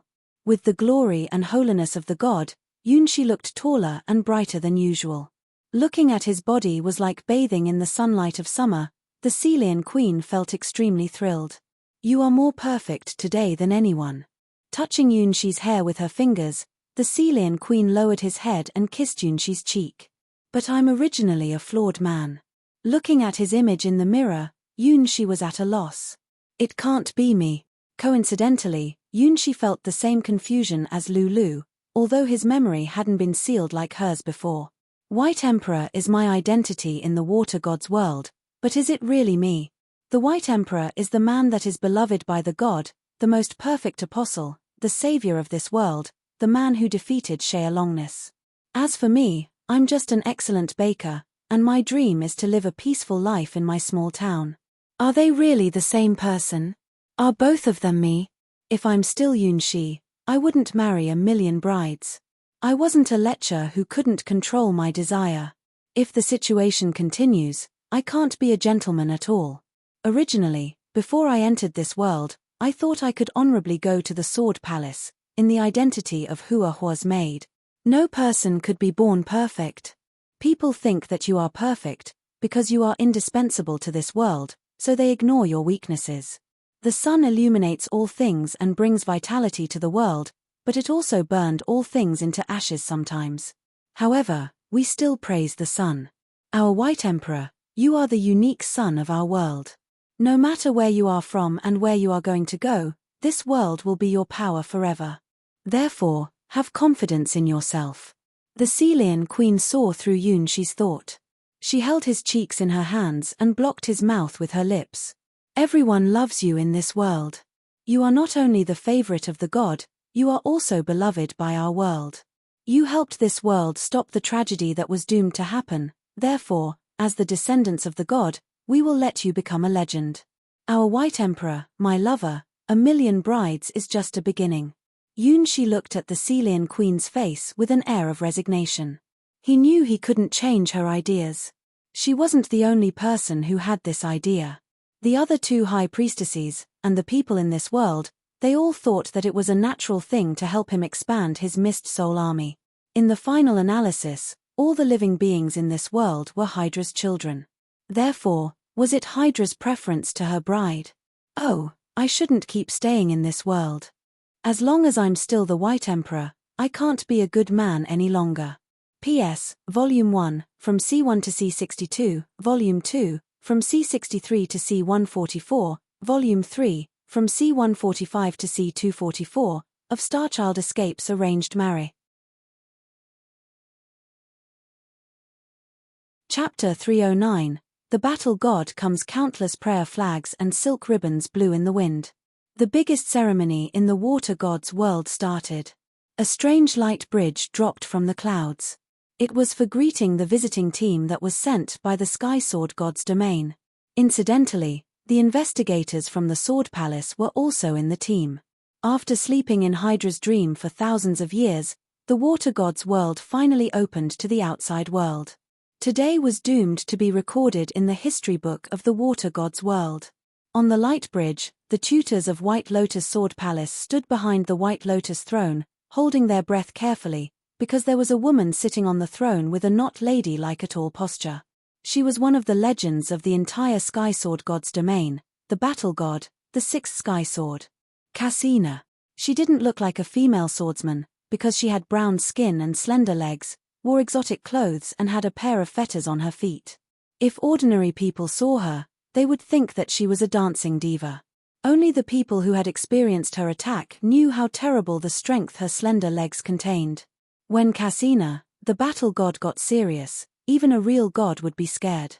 However, it only meant Cassina when she was in battle. At other times, Cassina was just a lazy lady who didn't mind her appearance at all. It was said that once upon a time, she really went to a circus troupe to be a dancer, because she lost her way and needed money for her traveling expenses. Of course, the tutors of the White Lotus Sword Palace didn't have the guts to ask her whether the rumor was true. Sky Swords, no matter who the Sky Sword was, had enough capital to do what they wished without restraint. As the sixth Sky Sword, Cassina also had a great potential to be the fourth deicide Sky Sword, just like Shea Longness. Even though Cassina was not ladylike at all, no one dared to scold her, because it was her right as a strong being. Most people paid their attentions to the sword on her back. The Sands of Time was the sword's name. It was famous as a legend-ranked artifact in the entire Sky Sword god's domains. Just looking at the sword, people would see an endless desert that had infinite sands spreading to the end of the world. Every second, there would be gravels dropping from the hourglass-shaped sword handle and return to the hourglass following some fantastic rules. The sands stood for the most mysterious rule in the entire universe, time.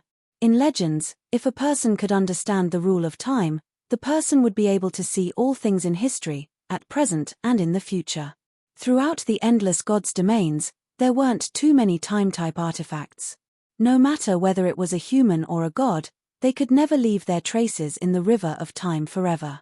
It was said that the sands of time could be used to look into the past, observe the present, and forecast the future. It was one of the top 3 artifacts amongst all artifacts. Sadly, Cassina never used this sword, and due to that, no one knew the true power of her sword, the Sands of Time. To the people living in Sky Sword God's domain, swords are everything. Countless people dreamed that they would witness the true appearance of the Sands of Time, and the tutors of White Lotus Sword Palace weren't some exceptions. When Cassina appeared in front of them, their eyes were immediately captured by the sword on her back. The longer they looked at the sword, the more mystery they felt from this sword. They knew it was a realm they could never reach during their lives. It deserved to be one of the top 3 artifact. As its owner, Cassina was more unfathomable in their eyes. "Your Honor, we are almost there." After a long while, a tutor hardly moved his eyes away from the sword and noticed Cassina. "Well, really?" Leaning on the throne, Cassina stretched herself leisurely. Her legs stretched out and her toes huddled up like some cute little rabbits. She had become a famous female sky sword over hundreds of years, but the time left no trace on her body. Just like all legend-ranked beings, the battle god wasn't immortal any longer. They were called legend, because they not only had devastating power, but also had a long life. When history became legend, legend became myth, Their names were eulogized by people from generation to generation, and they were still alive. Not bad. It seems that Hydra has reached that realm. Cassina sat up and squinted her eyes, looking at the sailing jellyfish in the sky. These translucent jellyfish weren't just some ornaments in the sky, they were the protectors of this world. If any being wanted to enter this world, it would be scanned by these sailing jellyfish first. Once void creatures tried to enter this world, they would be expelled by these seemingly harmless sailing jellyfish. Sailing jellyfish stood for life. The butterflies of death stood for death. The two different but also similar creatures formed the circulation of life and death in this world. The two fantasy creatures were the balancers of this world created by the water god. Since Hydra could create the two fantasy creatures, it meant that she had really become a god. She wasn't a god that needed faith, but the real god that could create a brand new world. From a fantasy creature to a god, it was really a tremendous progress. Although Hydra had paid too much for this, and still needed to sleep for thousands of years, it was still a successful business. At least, even Cassina felt a bit jealous, because Hydra had found her own road as the water god. P.S. Volume 1, from C1 to C62, Volume 2, from C63 to C144, Volume 3, from C145 to C244, of Starchild Escapes Arranged Marry. Chapter 310, The Witness to Legend-Ranked Beings. Their nature of life had changed, becoming a form that was close to some rules in the universe. Generally, they were called fantasy creatures. The sailing jellyfish and the butterflies of death were natural fantasy creatures. They were born with the rule of life and death that could be regarded as the lowest legend rank. They were still at the lowest legend rank, because they didn't have wisdom. Even so, they were not some creatures that could be defeated by any hero-ranked being. They were inherently stronger than most beings in the countless gods' domains. Hydra gestated them and helped them develop their own power of rule. This could prove that Hydra had entered the realm of gods. Shea Longness was slightly inferior to Hydra, because she was still a step away from this realm. She could be called a real god. Of course, as the child of slimes, it wasn't a difficult thing to go across that realm to Shea, she just needed more time to let quantitative change lead to qualitative change. Otherwise, she couldn't fight against Cassina for such a long while. In fact, Cassina also looked forward to it. The handfeel when she punched Shea's body was very good, she was content with it. To Cassina, Shea Longness was a very competent sandbag, although Shea was still a bit naive now, it wasn't a big problem. When Shea really grew up, becoming a monster above all monsters, it would really be an excellent experience to beat her down. Well, I think I need to say thank you to that little boy. After wool gathering for a long while, Cassina finally walked down the throne in front of the public, walking to the highest seat on the left of the water god's temple with her naked feet. Today, she would be a witness, recognizing the water god as a new member of Sky Sword God's domain. Having the sixth Sky Sword as its witness, the water god's fantasy island status was even slightly higher than White Lotus Sword domain. After all, it was a kingdom building on a real god's body, having a god and two fantasy creatures as its protectors. How could the small White Lotus Sword domain be compared with it? If it wasn't because Hydra's real body was still sleeping in the eye of the storm, it wasn't up to White Lotus Sword domain to accommodate the water god's fantasy island. Predictably, once the news of the water god's world spread in the god's domains, the status of White Lotus Sword domain would also rise due to that. In fact, many masters of God's domain had been startled due to this news, and it could perfectly explain the abnormal transformation of stars before. Hydra's recovery, a real god's resurrection, could change the stars, although the change was still too big. Now, only Cassina had arrived at the water god's world, but soon afterward, one big shot after another would come to visit this world. It was a world that was protected by a real god. Even in Western God's domain, it could be called a fantastic sacred land. Perhaps even in the entire Sky Sword God's domain, only the Great Shea, the oldest sword domain, could compare favorably with this world. Hydra wasn't a nobody, because she became a god, she was already a famous fantasy creature overlord. Before she became a god, she was eulogized as the best genius amongst all fantasy creatures. After disappearing for thousands of years, Her name appeared in front of the public again, and she was a god now. After hearing this news, Hydra's old friends, the strong fantasy creature ladies, would undoubtedly come to this world one after another, making this world a paradise of fantasy creatures. Thinking of it, Cassina looked at the boy that was nervously standing on the stage. He really had a bright future. Perhaps he hadn't understood what it meant to be a god's bride and how lucky he was. Why do I feel she is looking at me? She nervously looked at Cassina, who was sitting on the highest seat, and looked at him up and down with curiosity. Undoubtedly, the sixth sky sword was the strongest being she had ever met apart from Hydra and Caelian. He experienced the strong power of her martial arts using his own body. Even the slime sky sword, Caelian, was punched her teeth through the back of her skull by Cassina. Her godlike martial arts, the Magnificence of Skydance, was Yunshi's last trump card to save this world. Without it, even if Yunshi could defeat Caelian, this world would be destroyed. Compared to Yunshi's nervous behavior, the Caelian queen behaved more generous and perfect.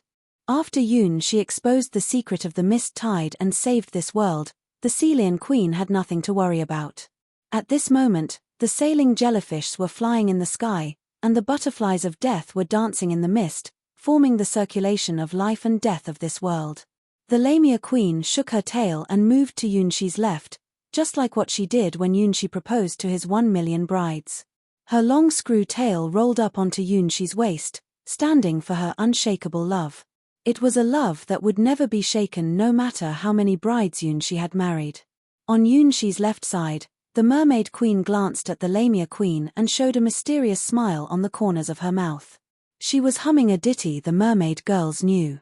The Mermaid girls under the stage heard the ditty from their queen, their spirits raised high and their mood became excited. As expected, our queen, Hua Huo. This time, the White Emperor, the Lamia queen, and the Caelian queen. There is no stage that is larger than this. That's really enviable. Looking at the excited Mermaid girls, the Caelian queen let out a sigh involuntarily. What a group of naughty young girls. Even though the youngest Lamia was still older than her, the Caelian queen still thought that they were too childish.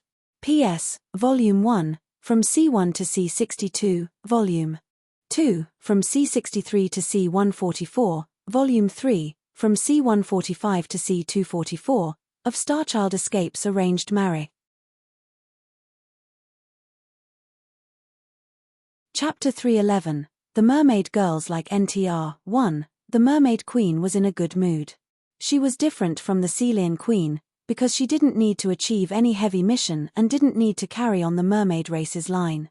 After all, the mermaid race was a long-lived race and was very popular with other races. Even though the human race instinctively disliked sea races, when the sailors saw the beautiful mermaids that were singing, they would be entranced and stupidly drove their ships into dangerous areas. Of course, the mermaids also believed in the water god. They wouldn't watch them die. They would laugh at the sailors but would also send the sailors and their ships back to the safe seas. Mermaids were carefree and blessed with optimism and enthusiasm. In the water god's world, they were the sea race that was blessed by their god. They didn't have a terrible power, a strong body or a slender screwtail just like Lamia's, because they didn't need them. The mermaid race didn't have any natural enemy in this world. Apart from worrying about the reproduction of their race, which was a problem that was also torturing the Lamia race, they had nothing to worry about. And this was the problem. They were too perfect. If they wanted to eat, they would go to the sea and start singing, then a lot of fish would swim to them and become their food voluntarily. If they wanted treasures, the entire shallow sea was their garden. They could find all kinds of priceless shell, agate, and coral there. The sea was their home, and their shelter. As long as they didn't go to the deep sea, where the Lamia race's territory, they wouldn't face any danger. In this world that all beings believed in the water god, no one dared to hurt the mermaid race. They were a rare race that was beloved by all races on the ground and in the sea, so they naturally became the crossing mind bridges between the ground races and the sea races, and it wasn't a problem to them since their voice could move people's souls. To humans, life was a problem that needed them to make tough choices constantly. To mermaids, they had a long life and were loved by all races. Life was an easy problem they could solve with their eyes closed. Throughout the history of the water god's world, apart from several unlucky mermaids who were involved in the mist tide and met the butterflies of death, mermaids rarely died due to accident. Therefore, do mermaids feel happy? In the eyes of humans, they were happy, and mermaids themselves also thought so too. However, as time went by, mermaids gradually found that their souls started to dry up. Their happy lives gradually became awfully dull. Gorgeous pearls, jewels and agates were their favorite treasures, but after obtaining too much, they got bored. They didn't need to hunt fish because they would come to their mouths when they felt hungry. They got bored. Boring, boring, life is too boring. They didn't have any challenge and enemy in their lives. Today was just a repeat of yesterday, and tomorrow would become a repeat of today. The most perfect life also meant the most boring life. They couldn't find any surprise in their lives. If every day was just a repeat of yesterday, even if they had countless treasures and were adored by more people, they couldn't find any meaning of their lives. They couldn't feel happy any longer. They usually thought happiness was as natural as breathing to them, but in fact, they were not happy at all. After realizing this, despair appeared in the mermaids' hearts. At that time, the biggest reduction of the mermaid race began. No, the mermaids who died weren't being killed by outside forces. They just felt extremely disappointed about their lives and the world. They finally went into the deepest sea and returned to the arms of the sailing jellyfish there. It was probably the darkest time in the history of the mermaid race. The number of mermaids reduced down to 1/3. A lot of mermaids chose to return to void after losing the meaning of their lives. People didn't understand why beautiful mermaids disappeared one after another. They offered various of gifts to mermaids, trying to save their lives in this manner, but their effort was utterly useless. In order to break this fate, the remaining mermaids went out of their way and asked all races for help. Finally they found the root of this problem. The mermaid race was too perfect. If they had a short life like mankind, they didn't need to worry about this, because the life of dozens of years wasn't sufficient for them to enjoy their short happy time. Unfortunately, just like the Lamia race, the mermaid race was a long-lived race too. Their looks wouldn't even become old. Apart from the mermaids who died in accidents, there was still no mermaid that had died due to growing old. As long as they didn't go into the mist tide, they wouldn't meet any danger. Yes, they were too blessed. This was the problem. Because they didn't lack of anything, the mermaid race didn't have any motivation to move forward. In this case, they even felt confused about the meaning of their lives. No, this cannot go on. However, they didn't know how to solve it, because this world was too easy mode for the mermaid race. Till one day, a mermaid met a drowning prince. At that time, the mermaid just decided to die. She would go to the deepest side of the sea and return to the arms of the sea in the lullaby of the sailing jellyfishes. She just accidentally saved the prince whose ship just shipwrecked on her way to death. Till now, nothing surprising had happened. If the accident hadn't happened, the mermaid race would still be struggling in their darkest time. Maybe it was the mercy of fate. The prince dazedly mistook the mermaid for his fiancée.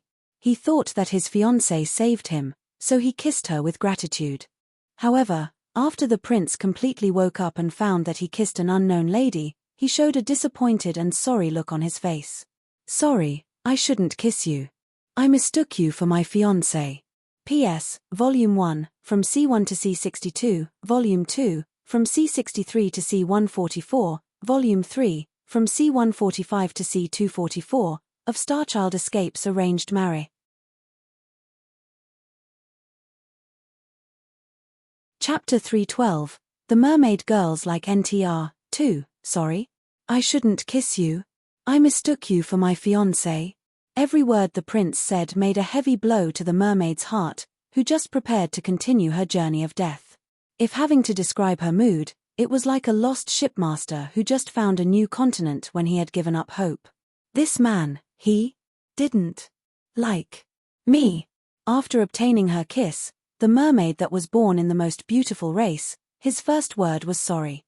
There was really someone in this world that wouldn't be charmed with mermaid's beauty.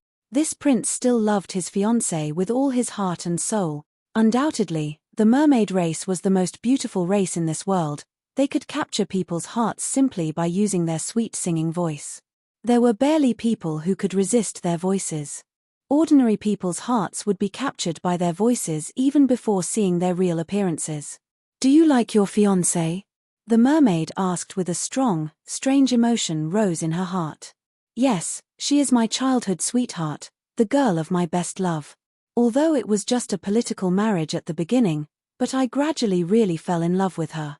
Even though she is just a delicate heiress who can't even live alone without servants and has a lot of weaknesses, but to me, she is the most perfect girl in the entire universe for me," the prince said in a shameful tone. In his eyes, the mermaid was undoubtedly the most beautiful female he had ever seen. Unfortunately, he had had the girl he liked, and he had decided to take his responsibility as the heir of the king. So he wouldn't hesitate to marry his childhood sweetheart, the useless aristocratic miss. If he didn't meet his fiancée, his heart would probably be captured by the mermaid in front of him, because her beauty was so exceptional that it could shake any mortal's will. Fortunately, he wasn't an ordinary person. He was a knight that had the potential to reach the hero rank. Therefore, he could hardly control his heart from being moved by her charm. His heart had been filled with another girl, so there was already no room for a second person. "Your childhood sweetheart is the most perfect girl in the entire universe for you."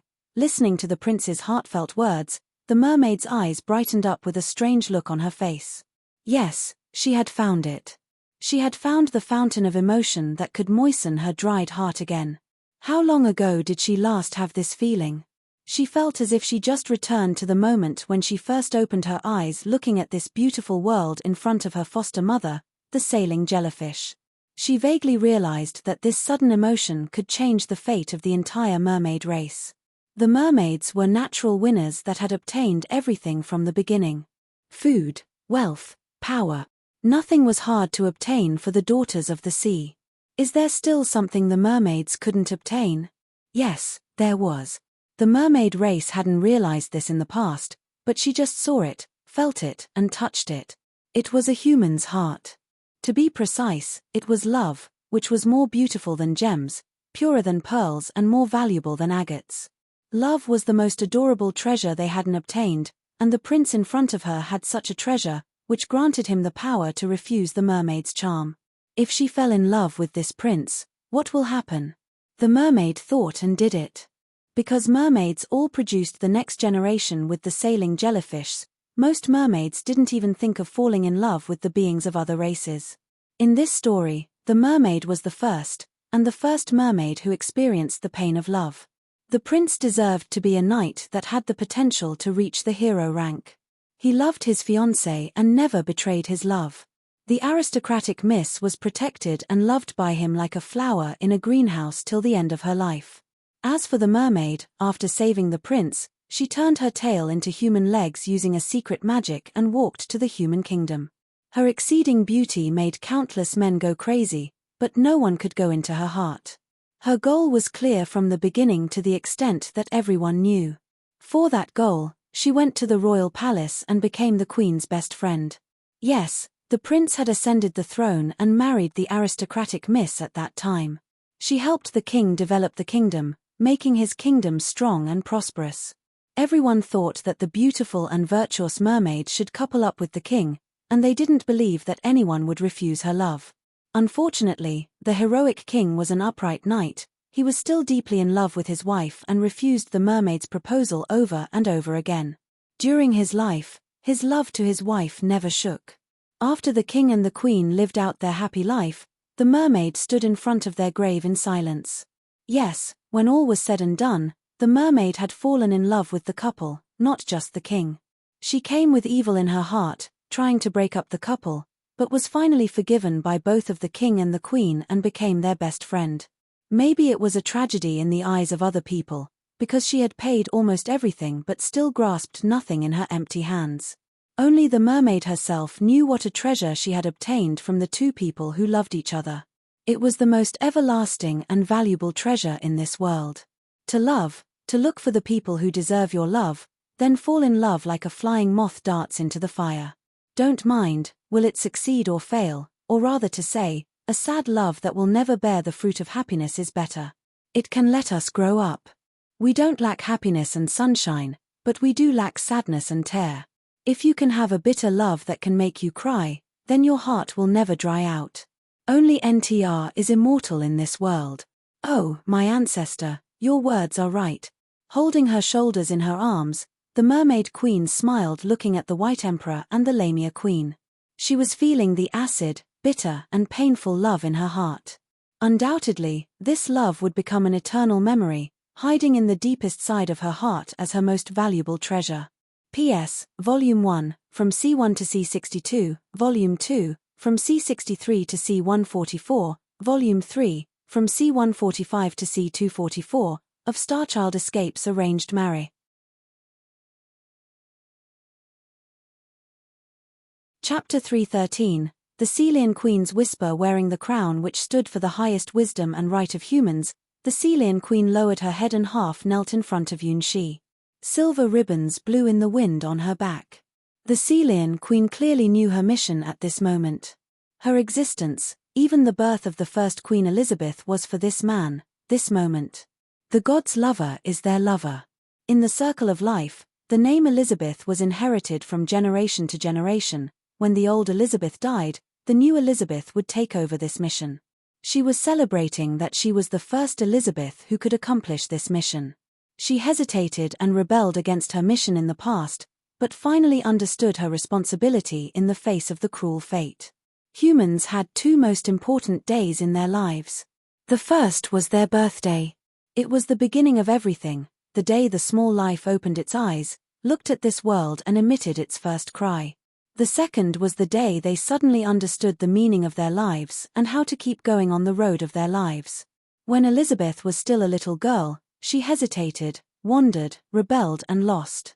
Till she inherited the mission of her family and became the Caelian Queen, she finally vaguely realized what the Elizabeths were waiting for from generation to generation. Today is a special day. Holding the water god's scepter in her hand and listened to the euphonious tinkles of bells on the scepter, the Caelian Queen looked straight at Yunxi's eyes under the mask and said lightly, "Maybe you are still hesitating. Do you still feel this world is just a pipe dream?" Yunxi was shocked. He looked at the Caelian Queen in surprise. Has she found out? Amongst all the people in the water god's world, only she had looked through Yunxi's mind. Yes, to Yunxi, even though he had stood on the highest stage of this world and achieved the highest achievement of saving this world, but in his heart, he still thought that this was just a fantastic dream. He couldn't force himself to consider this a real world, including himself in this world.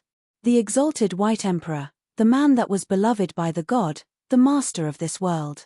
Compared to the identity of a common baker, these identities were too far-fetched. Everyone naturally regarded him as the favorite of this world and the highest apostle. Only Yunxi knew these good things came too fast and sudden. He was at a loss for what to do. He wasn't prepared to be the White Emperor. When he challenged the invincible Sky Sword at all costs, he didn't prepare to return and be the White Emperor. They were the things he saw and experienced in this world letting him perform his decision. It wasn't for glory or legend, nor rather to be the master of this world. It was really a simple reason that drove him to challenge Shea Longness. I want to protect this world and save the living beings in it. I don't want to see this world destroyed.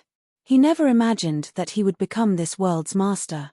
Till the last moment, he finally understood this world wasn't fake but really existed. Well, it was really a huge mess. If you still feel uneasy, look at me. The Caelian Queen smiled gently after seeing through Yunxi's thought. He is the hero who saved this world, he is the only emperor of this world, but now, he behaved so childishly, it was both funny and cute. Yunxi looked at the Caelian Queen. Under the protection of the water god's god power, time left no trace on the beautiful queen's face. Today, Elizabeth was just like her ancestors, beautiful and attractive, bright and sacred. Yunxi instantly remembered her white, jade-like beautiful body. Under the bell of blessing, her cute body was as tender as a bamboo shoot, her every slightest movement could let him feel the most wonderful handfeel of her warm skin. In the hot spring, her slender legs shook in the air, her white toes were as cute as shells. In the room of the temple, when the sunlight dropped in the morning, shining on her beautiful body that was half covered by her priceless robe, she looked like she was walking out of a painting. In the last several days in the water god's world, she had left too many wonderful memories for Yunxi. Do you understand it now? The Caelian queen said, as if she had guessed what Yunxi was thinking, then blushed. Even though she had learned very hard and could almost recite the prohibited book The Shameless Demon and His 1,000 Daughters, when they entered their actual combat, she still felt too shy, so that they could do nothing actively. Maybe this was a kind of talent. Apparently, she couldn't open her heart and do whatever she likes at any time, just like the Mermaid Queen and the Lamia Queen. However, she still understood a thing, which could be the most useful knowledge she learned from the prohibited book. When you don't know what to do, listen to your lover's word.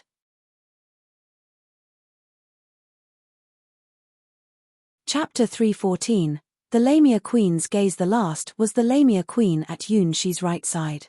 Just like the Mermaid Queen and the Caelian Queen, she was also half kneeling on the ground. However, she was more bold because her long screw tail was wrapping around Yunxi's arm. To the Lamia race, this was the token of their love, the ceremony for mating.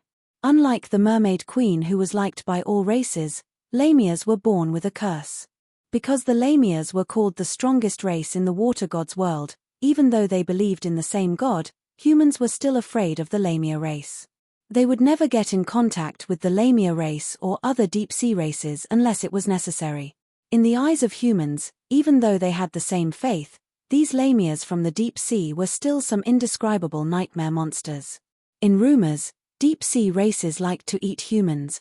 Apparently, it was just a rumor. Anyone with a mind could find what a groundless rumor it was after thinking for a while. How could any human live in the deep sea? Therefore, how could the deep-sea races develop a habit of eating humans? After all, the deep sea was death to humans. Even if throwing a piece of iron into the deep sea, it would be pressed flat, not to mention YHR humans. Most deep-sea races could naturally shrink their bodies, endure cold and darkness. Therefore, deep-sea creatures' natural physique was totally different from the creatures that lived in the shallow sea and the ground. The Lamia race was a rare deep-sea race that could adapt to the environment of the ground, the shallow sea and the deep sea.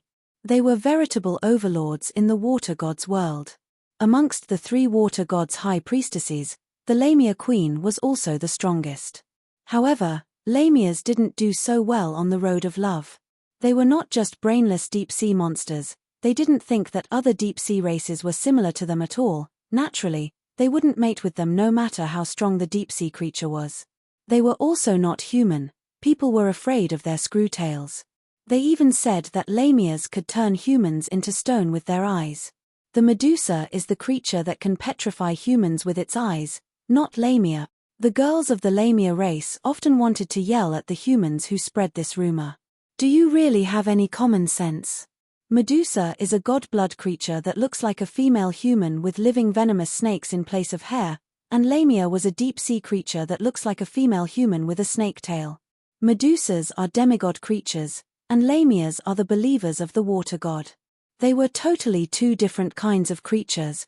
Unfortunately, once a misconception formed, it would be too difficult to remove it. Although Lamias had strong power from their bloodline, they still avoided appearing in front of the public, wandering outside of the Caelian city for thousands of years. The more so, the more mysterious they became in the eyes of humans, and even more terrible stories about Lamias spread around the world. Even when the Lamia Queen appeared in Caelian, although people knew that she was one of the high priestesses, a lot of ordinary people would still be scared. Due to this, after the sailing jellyfish disappeared, the Lamia race faced the biggest crisis of reproduction in their history. Fortunately, they met the person who changed their fates. At the beginning, they knew they didn't have any other choices. They could only accept this answer, marrying the White Emperor, who was the only person that could help the Lamia race keep proliferating. Most Lamias accepted the White Emperor's proposal because of curiosity and the feeling of freshness. But soon, they found the world became different due to the marriage contract with the White Emperor. Because they had become the White Emperor's brides, they suddenly had a lot of partners. These partners weren't just from other deep-sea races, but from all kinds of races, and most of them were humans. The Lamia Queen left the deep sea for the reproduction of their race, but gradually, they had a lot of friends from other races and didn't keep being mysterious. They started to walk and play on the streets and in the streams of Caelian. Fear and unease were due to lack of understanding and communication. Because they didn't have any communication channel with the humans, they couldn't even make the first step and could only see the rumors becoming more and more bizarre. After they became the White Emperor's brides, they finally dared to walk in the Caelian city. After talking with the humans, they found that people didn't really hate them so much. Especially the girls who had also become the White Emperor's brides. They not only were not hostile to Lamia's, but also helped them solve their problems of living in human society. Lamia's recipes were different from humans. They liked to eat living animals straightly. It wasn't an unacceptable problem for humans. Lamia's liked to sleep in dark, wet but also clean places. People helped them build special rooms to ensure their good sleep. In turn, when humans lacked a labor force to build large buildings, it was the time that Lamia's strong strengths could be of some use. Lamia's slender screw tail could easily roll up the items that were dozens of times heavier than their weights. Soon after, they became the main force on rebuilding the water god's sacrificial altar. In armies, Lamia's strong combat power were more attractive to all human commanders. The Lamia army's combat power was 10 times stronger than any common army, and they were even 100 times stronger when they were in the water. Becoming the White Emperor's brides was a turning point for them all. Taking this opportunity, the people in Caelian finally accepted them. Their slender screw tails became a fantastic scene in this city. The Lamia queen looked at this happening and firmly remembered it in her heart. It was this man bringing all the changes to the Lamia race. She was willing to wrap around his waist with her screw tail forever. It must be our destiny. Recalling the meeting of that day, the Lamia queen's eyes became burning with desire. When she saw him the first time, her bloodline was yelling "Eat him." It was a powerful thirst that she had never experienced before. The Lamia race was the closest to Hydra's bloodline. As the descendant of the water god, she thought that her mood was affected by her bloodline at that time. However, it doesn't matter. She found pleasure in it. Trust in your man wholeheartedly. Isn't that the best example of being a good woman?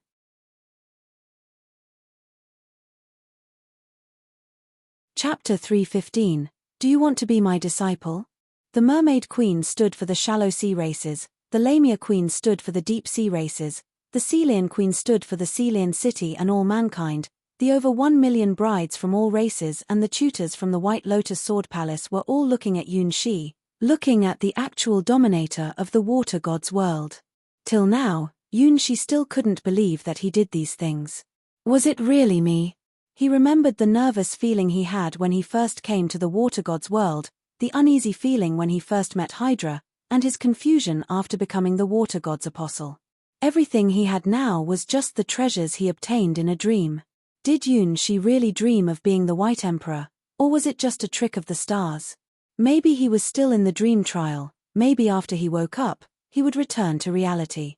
He and the Starwing Knights girls were still waiting for rescue on the island. The 1 million brides would be a memory that only existed in his mind.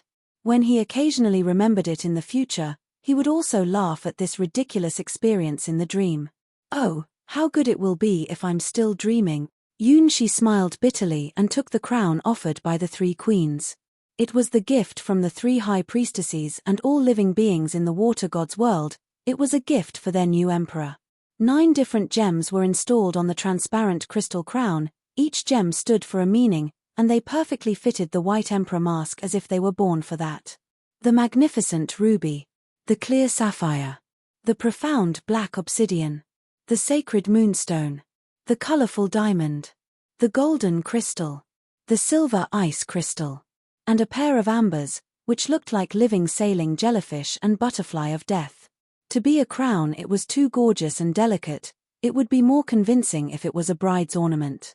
Oh, right, isn't my other identity of the White Emperor the water god's bride? It's really embarrassing. After putting the crown on his head, Yun Shi walked alone to the top of the water god's sacrificial altar, looking at the highest-ranking visitor walking to him with a smile. Today was the day in memory of defeating Shea Longness, the 10th Sky Sword, and the day the White Emperor was formally recognized as the dominator of the water god's world. At the same time, it was also the beginning day the water god's world opened to the outside world. Of course, since the water god, Hydra, was still sleeping, The White Emperor needed to take the responsibility to deal with all these things. However, Yunshi had a feeling that the beauty that was walking to him was going to have a good laugh at him. It must be my delusion. After all, she is the venerable sixth sky sword, the battle god, Caecina. Yunshi tried to hypnotize himself. He was just a common baker in a common small town not long ago, and now he had to sign the established diplomatic relations contract with a sky sword. This wouldn't even happen in his wildest dream. What kind of look should I have on my face? Is my clothes decorous? Did I do something wrong? Oh, I really should let others who had a richer experience do this. Unfortunately, no one could replace Yunshi on this. He was the only person who was entitled to welcome Caecina in this world. Are you afraid of me? Looking at Yunshi's nervous face, Caecina shrugged her shoulders and stretched out her hand. Subconsciously, Yunshi took a step back because his instinct was strongly warning him. Danger! Danger! While Yunshi's body was possessed by Caecina, he beat Longness down easily, and now he experienced what Longness was feeling at that time. I can't escape, I can't defend against her attack, all efforts will be useless. Caecina's hand caught Yunshi's body like an eagle catching a chicken. He didn't have any chance to resist. Longness once used the Dark Shadow Spider Queen's power, forming a prodigious dark shadow web in the entire water god's world to hunt prey. Caecina didn't need such a thing, because her hand were already an overwhelming web. The sensation of asphyxia was more terrible than anyone could imagine before they really experienced it. Don't panic, boy. Caecina easily caught Yunshi in her hand and pinched his cheek with one hand. It's soft, the hand feel isn't bad. Caecina smiled and patted Yunshi's shoulder. I take a good view of you. Although you are still too weak now, but you have a strong potential. Do you want to be my disciple? Sweat streamed down Yunshi's face. He had almost agreed to Caecina's offer. If it wasn't for his 4 ex-girlfriends being even stronger than Caecina, he could enjoy a lifetime of carefree life under Caecina's protection. Unfortunately, it was impossible. Although Caecina was the strongest person Yunshi had ever seen, she couldn't be a match for his 4 ex-girlfriends. Lulu was just a common apostle sent by one of his ex-girlfriends, and she was already a strong legend-ranked dragon. Yunshi couldn't imagine how strong his 4 ex-girlfriends actually were. Therefore, he had no choice but to refuse Caecina. Sorry, I think your battle god genre isn't fit for me. Yunshi declined Caecina. Oh, you like to fight in water? Caecina asked and cocked her head. A human who doesn't like to fight on the ground but likes to fight in water? What a rare genre. What made you have that conclusion? Because I don't want to practice the battle god genre, the best martial arts on the ground, so I'm a person who likes to fight in water. Does such a human really exist in the entire universe? Yunshi felt both funny and annoyed. Due to that, the awkward atmosphere between them was relieved. Yes, this is it. You should smile because you are still young. Why do you always look worried? Even if the world will be destroyed tomorrow, we should still have a happy fight today. Caecina raised her lips and pinched Yunshi's cheek again. Well, the hand feel is really not bad. His skin is not bad, everything is not bad, his body has perfect flexibility and agility. What a good body with a great potential.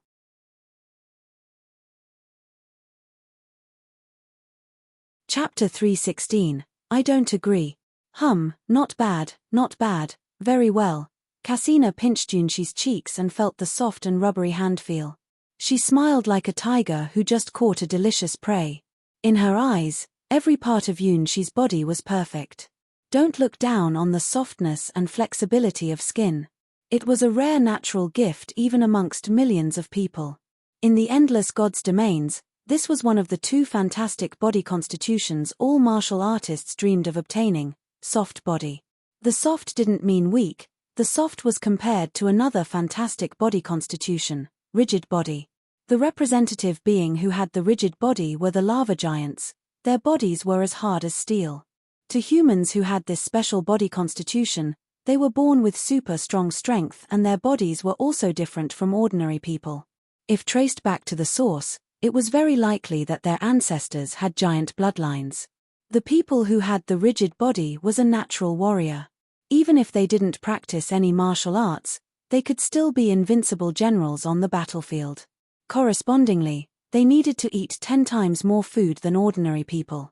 On the contrary, the soft body was totally different. The people who were born with the soft body were a much lesser person than the people who were born with the rigid body. So far, no one could explain the reasoning behind the form of this special body constitution. Compared to the rigid body, the soft body had advantages on flexibility and agility. The people who had the soft body could bend their bodies to an extent that was far beyond ordinary people's imagination. However, it didn't mean the people with a soft body couldn't build their muscles. The rigid body and the soft body were all rare body constitutions that wouldn't even appear amongst a million people. The people who had one of the two body constitutions were more likely to reach the legend rank than ordinary people. If taking this as the starting point, the two special body constitutions could be subdivided into small branches such as Berserker, Bloodthirster, or Iron Body. They were all directly leading to the road of becoming immortal. Cassina herself was an owner of the soft body, and she had stridden across the boundary between softness and rigidness, becoming a legend-ranked martial artist that could use the magnificence of skydance, which was a world-class martial arts. From the handfeel of Yunshi's body, Cassina was sure that the White Emperor had the rare soft body. His soft body was so perfect that it could even be compared to Cassina's body when she was still immortal. Between the two super body constitutions, the rigid body was normally inherited by men and the soft body was inherited by women. It rarely had an exception. The man who had the soft body was really as rare as the hair on a phoenix. Even in Cassina's long life, this kind of men could be counted on her fingers, and Yunshi was the only person who had this innate body constitution but hadn't formed his own battle style. No, Cassina thought that it wasn't a natural body constitution, it was more like the after result of removing all the impurities in his body. After experiencing an evolution of his life form, he finally made his body pristine. At first glance, his body was like the soft body, but when Cassina looked carefully, she found that his body was even much better than that. Is this the gift from the water god? Cassina pinched Yunshi's face again. She affirmed that it wasn't a natural body constitution but a gift formed by a real god's source power. No wonder Hydra fell into a deep sleep again. Cassina wondered why Caelian's invasion made Hydra consume so much energy, and now Yunshi's body constitution explained it. Hydra, just how much do you love this boy? In order to give him this gift, you were even willing to sleep thousands of years again. I can't just see this body constitution being wasted. Cassina straightly ignored Yunshi's refusal. She felt that she had just found a very interesting toy. Her road of martial arts had almost reached an end. No matter how many strong enemies she would defeat, it wouldn't make her become a bit stronger. Because of this, she recently stopped practicing herself and returned to her home place, Sky Sword God's domain, and helped Hydra teach the 10th Sky Sword a lesson on her way home. After seeing Yunshi's special body constitution, she suddenly had an idea. Maybe it could be her turning point on her way of becoming stronger. She thought that if she could observe Yunshi's learning path, she would find some inspirations from him. Oh, he just refused.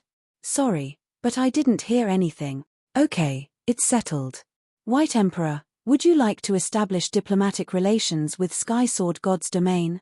Compared to her own wish of having a new disciple, the diplomatic statement was just a trivial matter to Cassina. I do. Yunshi didn't expect the process would be so simple.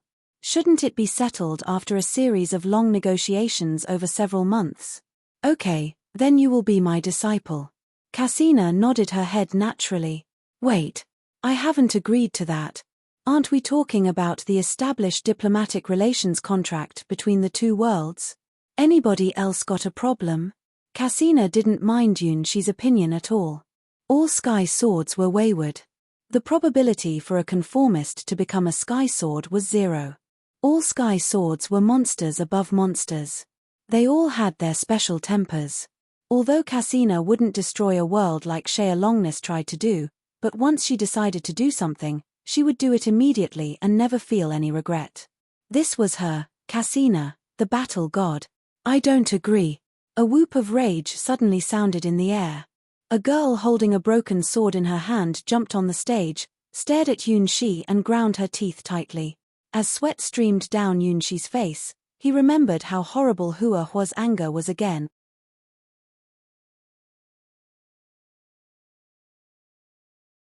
Chapter 317. Angry Hua Huo. This wasn't the Hua Huo that Yunshi was familiar with. Compared to her performance in the final battle with Longness, Hua Huo looked far stronger and more terrible today. The broken sword in her hand, although its shape hadn't changed, it was undoubtedly not the sword used in the battle with Yunqiu. It had become a much more terrible weapon that was emitting an aura from another dimension. On her body, the flames of rage were burning. If she just vaguely guessed that the man with a silver mask may have some relationship with Yunshi. Then now, after jumping on the stage, she looked as if she had just obtained valid evidence. Her eyes looked as if they were saying, "Don't pretend, I know you who are Yunshi." Yes, she had noticed the truth that no one in the water god's world had found out. Even Yunqiu didn't guess it. The White Emperor is Yunshi. It was her privilege as Yunshi's childhood sweetheart. Only she, the girl who grew up together with Yunshi, could find this truth, step by step. After confirming it, she had no hesitation in her heart. She didn't mind that challenging Yunshi was equal to challenging the whole world, because she wouldn't let Cassina, the sixth sky sword, take her Yunshi away at this moment. Therefore, she jumped onto the stage. What is broken can be reforged. Today, I will reforge your lost soul. I will challenge you. With hot flames burning inside her eyes, Hua Huo said, looking at Yunshi without blinking. She didn't care if she would become the enemy of the whole world. Her sky-flying bloodline wouldn't be bound by anything. It was a supreme bloodline of freedom and boundless possibilities. Her childhood sweetheart was being controlled by the strange silver mask, and so he made so many mistakes. Hua Huo thought that she had an obligation to rectify this situation, making the world return to normal. She didn't care that this mask helped Yunshi save the world, she only knew that her little she became a bad boy after putting on this mask. Yes, this couldn't be done by Yunshi's own will. Her childhood sweetheart wouldn't marry 1,000,000 girls. It was too ridiculous. Look, once she opened her jealousy radar, the entire Caelian city was covered with innumerable red points. The number of the red points was over 1,000,000 and was still increasing. Did my little she do this and that every day with the 1,000,000 girls in the past several days? It makes me feel jealous. No, it is insufferable. My little she couldn't be such a shameless man. Moreover, this bastard looked much older than her little she. Therefore, there could be only one reason. Yunshi's body had been possessed by the weird mask. She would save Yunshi from the bondage of this mask. Even if it meant that she would be the enemy of the Sky Sword and this world. Well, I quit from this quarrel. Cassina looked across at Hua Huo and Yunshi, then shrugged her shoulders and stepped back.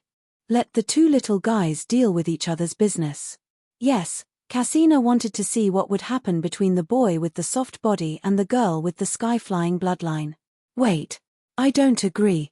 It's 10,000 years too early for you to challenge our White Emperor. Even though you are our guest, it's still too impolite. Immediately, Hua Huo had over 1,000,000 enemies. Humph. It's none of your business. Go away. Hua Huo answered. What? We came to him first. You are nothing. The girls became more angry. This is my battlefield. As Yunshi's childhood sweetheart, the person who spent the longest time with him, Hua Huo said confidently. Plus her sky-flying bloodline helped her avoid being influenced by any negative emotions. Even though she was 1 on 1,000,000, she didn't feel any fear.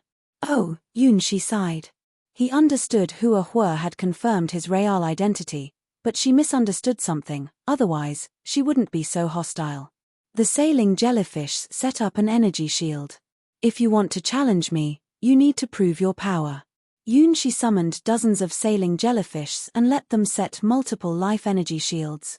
He knew how strong Hua Huo was. If he wasn't in the water god's world, he had no chance of defeating Hua Huo. Only here, on this special stage, he had an opportunity to fight against Hua Huo. He was also curious about how strong, at this moment, he himself had become. And also where the limits of his childhood sweetheart, Hua Huo, were. Yunshi loves Hua Huo. So far, his love hadn't faded away. Compared to being the White Emperor, he preferred to be the common Yunshi. If I'm still Yunshi and not the White Emperor, I couldn't refuse any request from Hua Huo. He had never expected to be Hua Huo's enemy. Unlike the battle on the Island of Mist, he didn't have his 1,000,000 brides power at this moment, because the trial of the stars had ended. Now, he was just the White Emperor. Maybe she had also noticed it. After all, she was Hua Huo. Very well, I will let you die in one piece. Looking at the White Emperor mask on Yunshi's face, Hua Huo had judged it as the White Emperor's real body. In some sense, she was right. As long as Yunshi was still wearing this mask, Yunshi was the White Emperor, the water god's apostle and bride. And also, he was the enemy Hua Huo was going to defeat.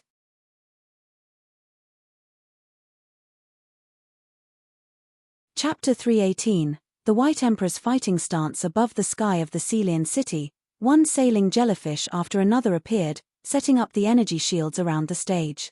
As the highest-ranking fantasy creatures in the water god's world, they stood for life. Therefore, the shields made by them was the safest protection in this world. The noises around them gradually quieted down. It was the additional effect of the shielding voices. This was what Yunshi told the sailing jellyfish to do. He didn't want any accident to happen and affect their battle.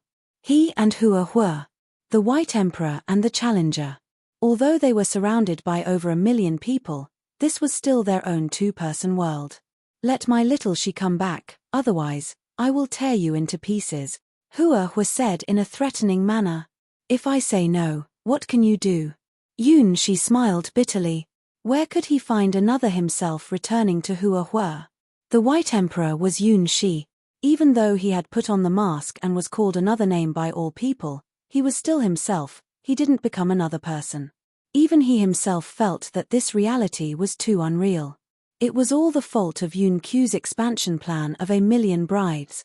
Yunqi left this world so carefreely, but he had never thought what would happen to him. No wonder that Hua Huo doubted that I'm not my own. What a big misunderstanding. Hey, it seems that you are still trying to pretend. Hua Huo turned more hostile. He can't be Yunshi. My little she won't speak to me in this tone. Since he is not my little she, but just a body that is possessed by the evil mask, then all the mistakes this body made weren't my little she's fault. It's all this cursed mask's fault. The so-called White Emperor isn't my little she, but this mask is. She finally understood why she didn't know it was her little she when she first saw this man. It wasn't simply because he was wearing the mask and his body became more mature, it was because of his temperament.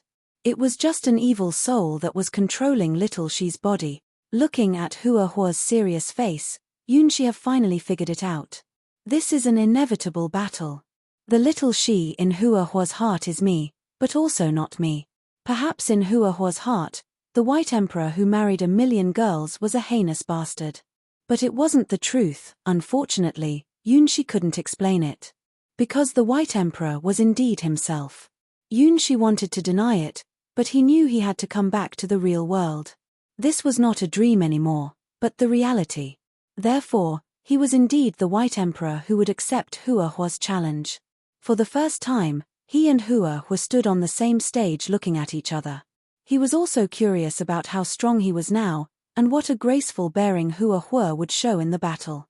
Oh, I'm really a bad man. Just because I want to see my cute childhood sweetheart's most excellent side, I chose to fight against her. If other people knew my idea, they would undoubtedly laugh at me. Hua Huo, do you know that? I still love you so much that I cannot extricate myself from the White Emperor. Countless mists gushed towards the Caelian city from all directions. Although Yunshi had lost his 1,000,000 brides' power, however, the realm he once experienced was still living in his brains. His body firmly remembered that realm and used the power that belonged to the realm naturally. Fight for me, my brides. Yunshi murmured and summoned the 3 high priestesses' mist souls. Both of his words and movement made Hua Huo's anger rise to the sky. The water god's opera house appeared behind Yunshi. The 3 high priestesses' mist souls stood on the 3 stages. Since he had decided to fight against his powerful childhood sweetheart, he would show his strongest side too. The 3 mist souls looked at each other and started to sing at the same time. It was a song and a prayer, the will of the entire world contained in their voices. It was the blessing the world granted to Yun Shi.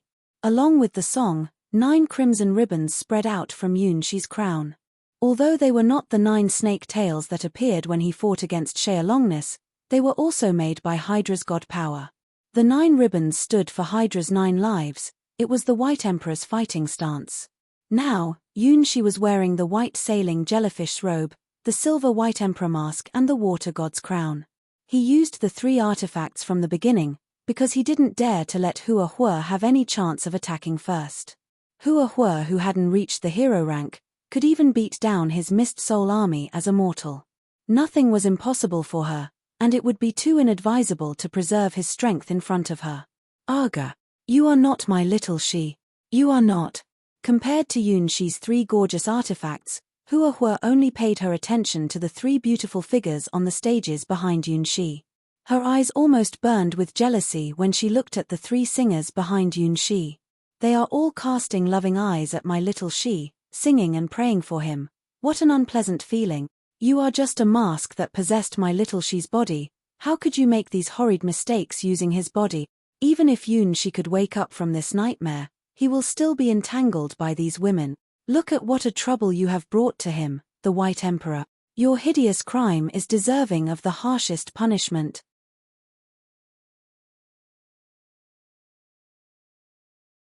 Chapter 319. Fight hand to hand. It has come down to this point. Questions and answers are useless.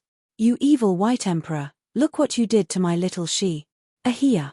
A strong, terrible power rose from Hua Huo's body into the sky. The broken sword in her hand was immediately covered with a blood-colored layer, and at the same time, her body became covered with runes by a crimson light shield.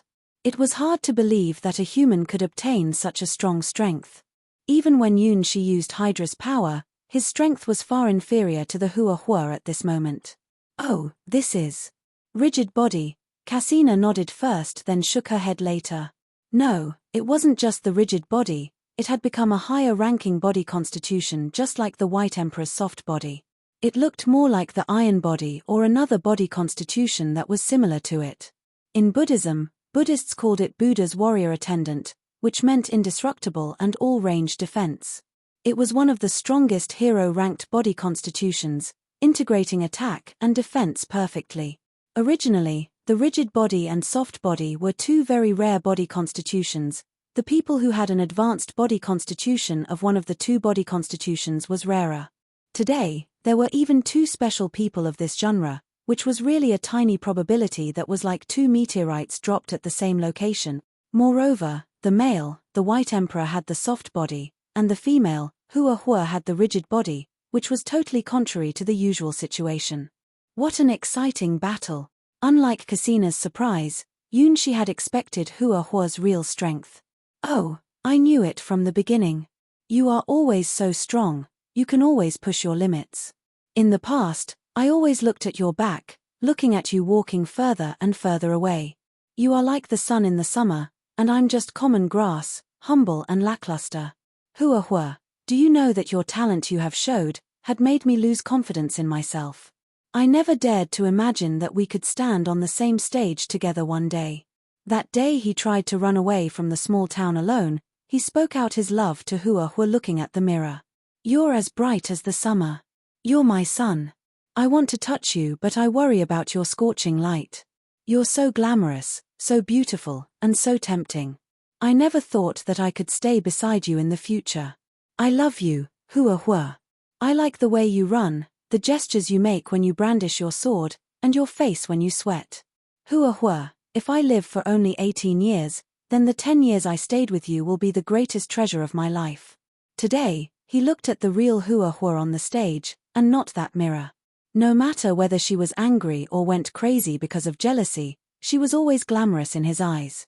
Therefore, as the chief criminal of her anger, he must do his best to see how strong Hua Huo really was. Only in this manner would he be able to know how wide the gap between them was and how much effort he still needed to pay to obtain the right to marry Hua Huo.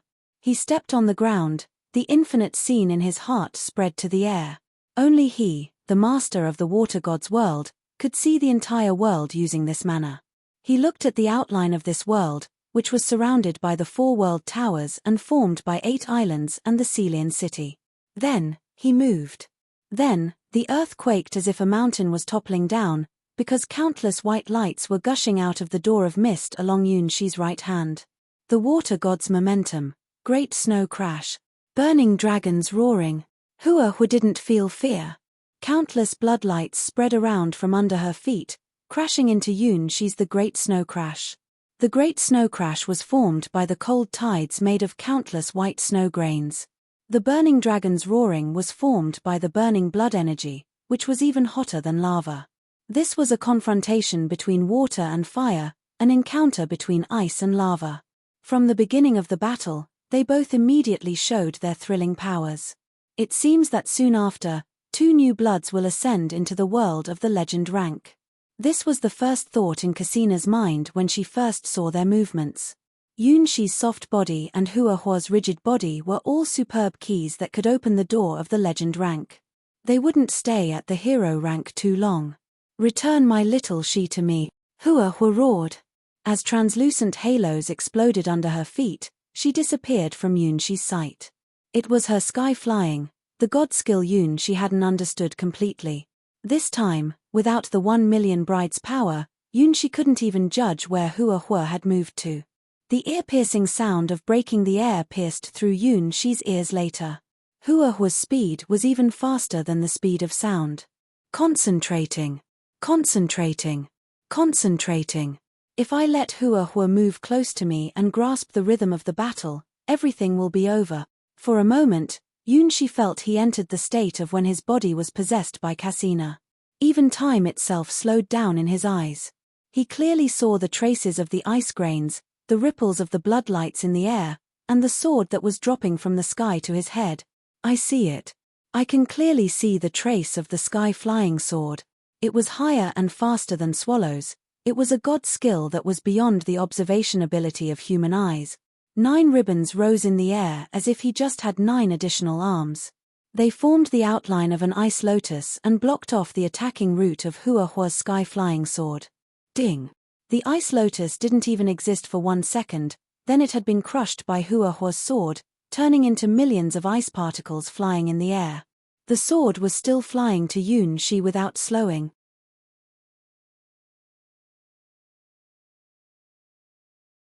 Chapter 320. The disappearing sword. If 1 ice lotus couldn't stop her, how about more?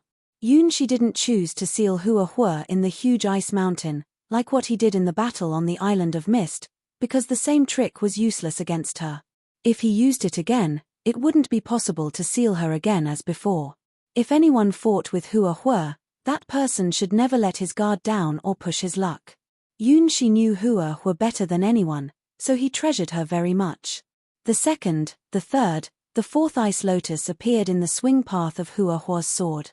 Since his quality was inferior to Hua Huo, then he would win her on quantity. This was Hydra's world. As the White Emperor, Yunshi could gain countless powers from the sky and the earth. Perhaps this was his only advantage when facing Hua Huo. Yunshi also learned Yun Q's battle style after getting along with him for a long time. Although he didn't agree with Yun Q's view of "for victory I can be unscrupulous," Yunshi learned his style of exerting advantages. Yunshi couldn't find any weaknesses in Hua Huo with his eyes. No matter whether it was her attack, defense, or speed, they were all perfect, even amongst all the hero-ranked beings. It was hard to believe that she hadn't entered the hero rank yet, and her strength wasn't something possible to be obtained by humans. Yunshi got touched with the dragon god's apostle, the white holy dragon's real body. He also saw the hidden fantasy creature in the water god's world, the mist demon tree. On top of this, his body even carried the real power from Hydra, which was a genuine legend-ranked power.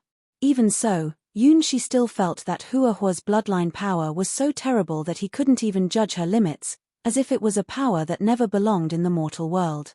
Hua Huo had only released a tiny part of her bloodline power, and she was already able to kill a hero-ranked male fiery dragon instantly, and she didn't even fear fighting against Yunshi's Mist Soul army of 1 million. What was hiding inside of Hua Huo's body? Where did she come from? She was so strong, it was hard to believe that her parents in the small village were her real parents. After knowing how strong Hua Huo was, Yunshi was curious about her secrets. He wanted to know everything about her. However, the most urgent matter at this moment was to survive her attacks. Ding! After smashing 7 ice lotus Yunshi had created in the air, Hua Huo's sword finally stopped. At this moment, she was still 10 meters away from Yunshi, staring at him with anger and reluctance. Dancing, Hua Huo held the broken sword in her hands and brandished it toward Yunshi. This time, the sword wasn't fast and didn't look powerful, but Yunshi felt a sense of suffocating danger. Ding! In a hurry, Yunshi created 2 ice lotus and tried to block her attack with them. However, they failed. The trace of her sword suddenly changed, brandishing toward him from a different direction. Yunshi was dumbfounded. How can that be possible? Hua Huo's sword, the movement of her body all pointed out that her attack would come from the right side of Yunshi's body. But in an instant, which was probably even shorter than a centisecond, she cancelled her movement and moved to another direction instantly. If he hadn't saw her secret, he wouldn't have been surprised, but in this world, apart from Cassina, he was the only person who could see Hua Huo's movements clearly. Therefore, when he found that she had cancelled her movement and shifted her position in an instant, he was really shocked. By extracting energy from the sky and the earth, Yunshi created 4 ice lotuses in the air again, and this was already his limit. The energy in this world was infinite, but the bearing capacity of his body had a limit. The maximum number of ice lotus he could control was 9, and every time an ice lotus was smashed, his body would also be harmed due to the link between himself and the ice lotus. Hua Huo's sky-flying sword wasn't something that was easily dealt with. Ding! Hua Huo moved and brandished her sword again, which totally conflicted with Yunshi's common sense. She smashed 3 ice lotuses at a lightning speed. Then, she used her special skill again, moving close to Yunshi, only 5 meters away from him now. 5 meters, to a super swordsman like Hua Huo, it was a deadly attacking range. Feeling the burning bloodlights, Yunshi even sensed death itself. Da! The 4th attack. Yunshi's final defense was also broke. The sword had fiercely scratched his face. No, this distance is too dangerous. I caught you. They looked at each other and understood each other's thoughts through their eyes. Yunshi controlled the 9 ribbons to form a crimson shield in the front of himself. Blood Fortress. Its defense power was stronger than the Ice Lotus, but it also meant that Yunshi had been forced into the corner. Even if you are the star in the sky, I will draw you down to the earth. Hua Huo pressed forward with indomitable will. Yes, this is the will of the rigid body, the power that can smash everything blocking the way. Cassina looked at Hua Huo forcing Yunshi into the corner with an appreciation. Her burning battle will was the proof of her rigid body. It was never a good choice to fight recklessly against the rigid body. In this case, what will you do? Haven't you realized your strategic mistake? Boom. The strongest shield formed by the 9 ribbons was broken by Hua Huo's sword. It was still an attack that violated the rules of the world. As if the times Hua Huo's sword drew back, charged and moved had all been cut off from the time of this world, there was no trace about those movements. Is this her godlike sword skill? Where did these times go? Why couldn't I feel their disappearances? Blood flew into the air, a deep wound appeared on Yunshi's face. He finally failed to dodge her 6th attack. You're tuning in to the Dreamy Chapters YouTube channel. We're so grateful for your support, and don't forget to subscribe to join us on this incredible journey through captivating stories. Your generosity through donations truly makes a world of difference, as it's the primary source of revenue that allows me to expand and enhance this channel for you. Thank you from the bottom of my heart for being a part of this adventure.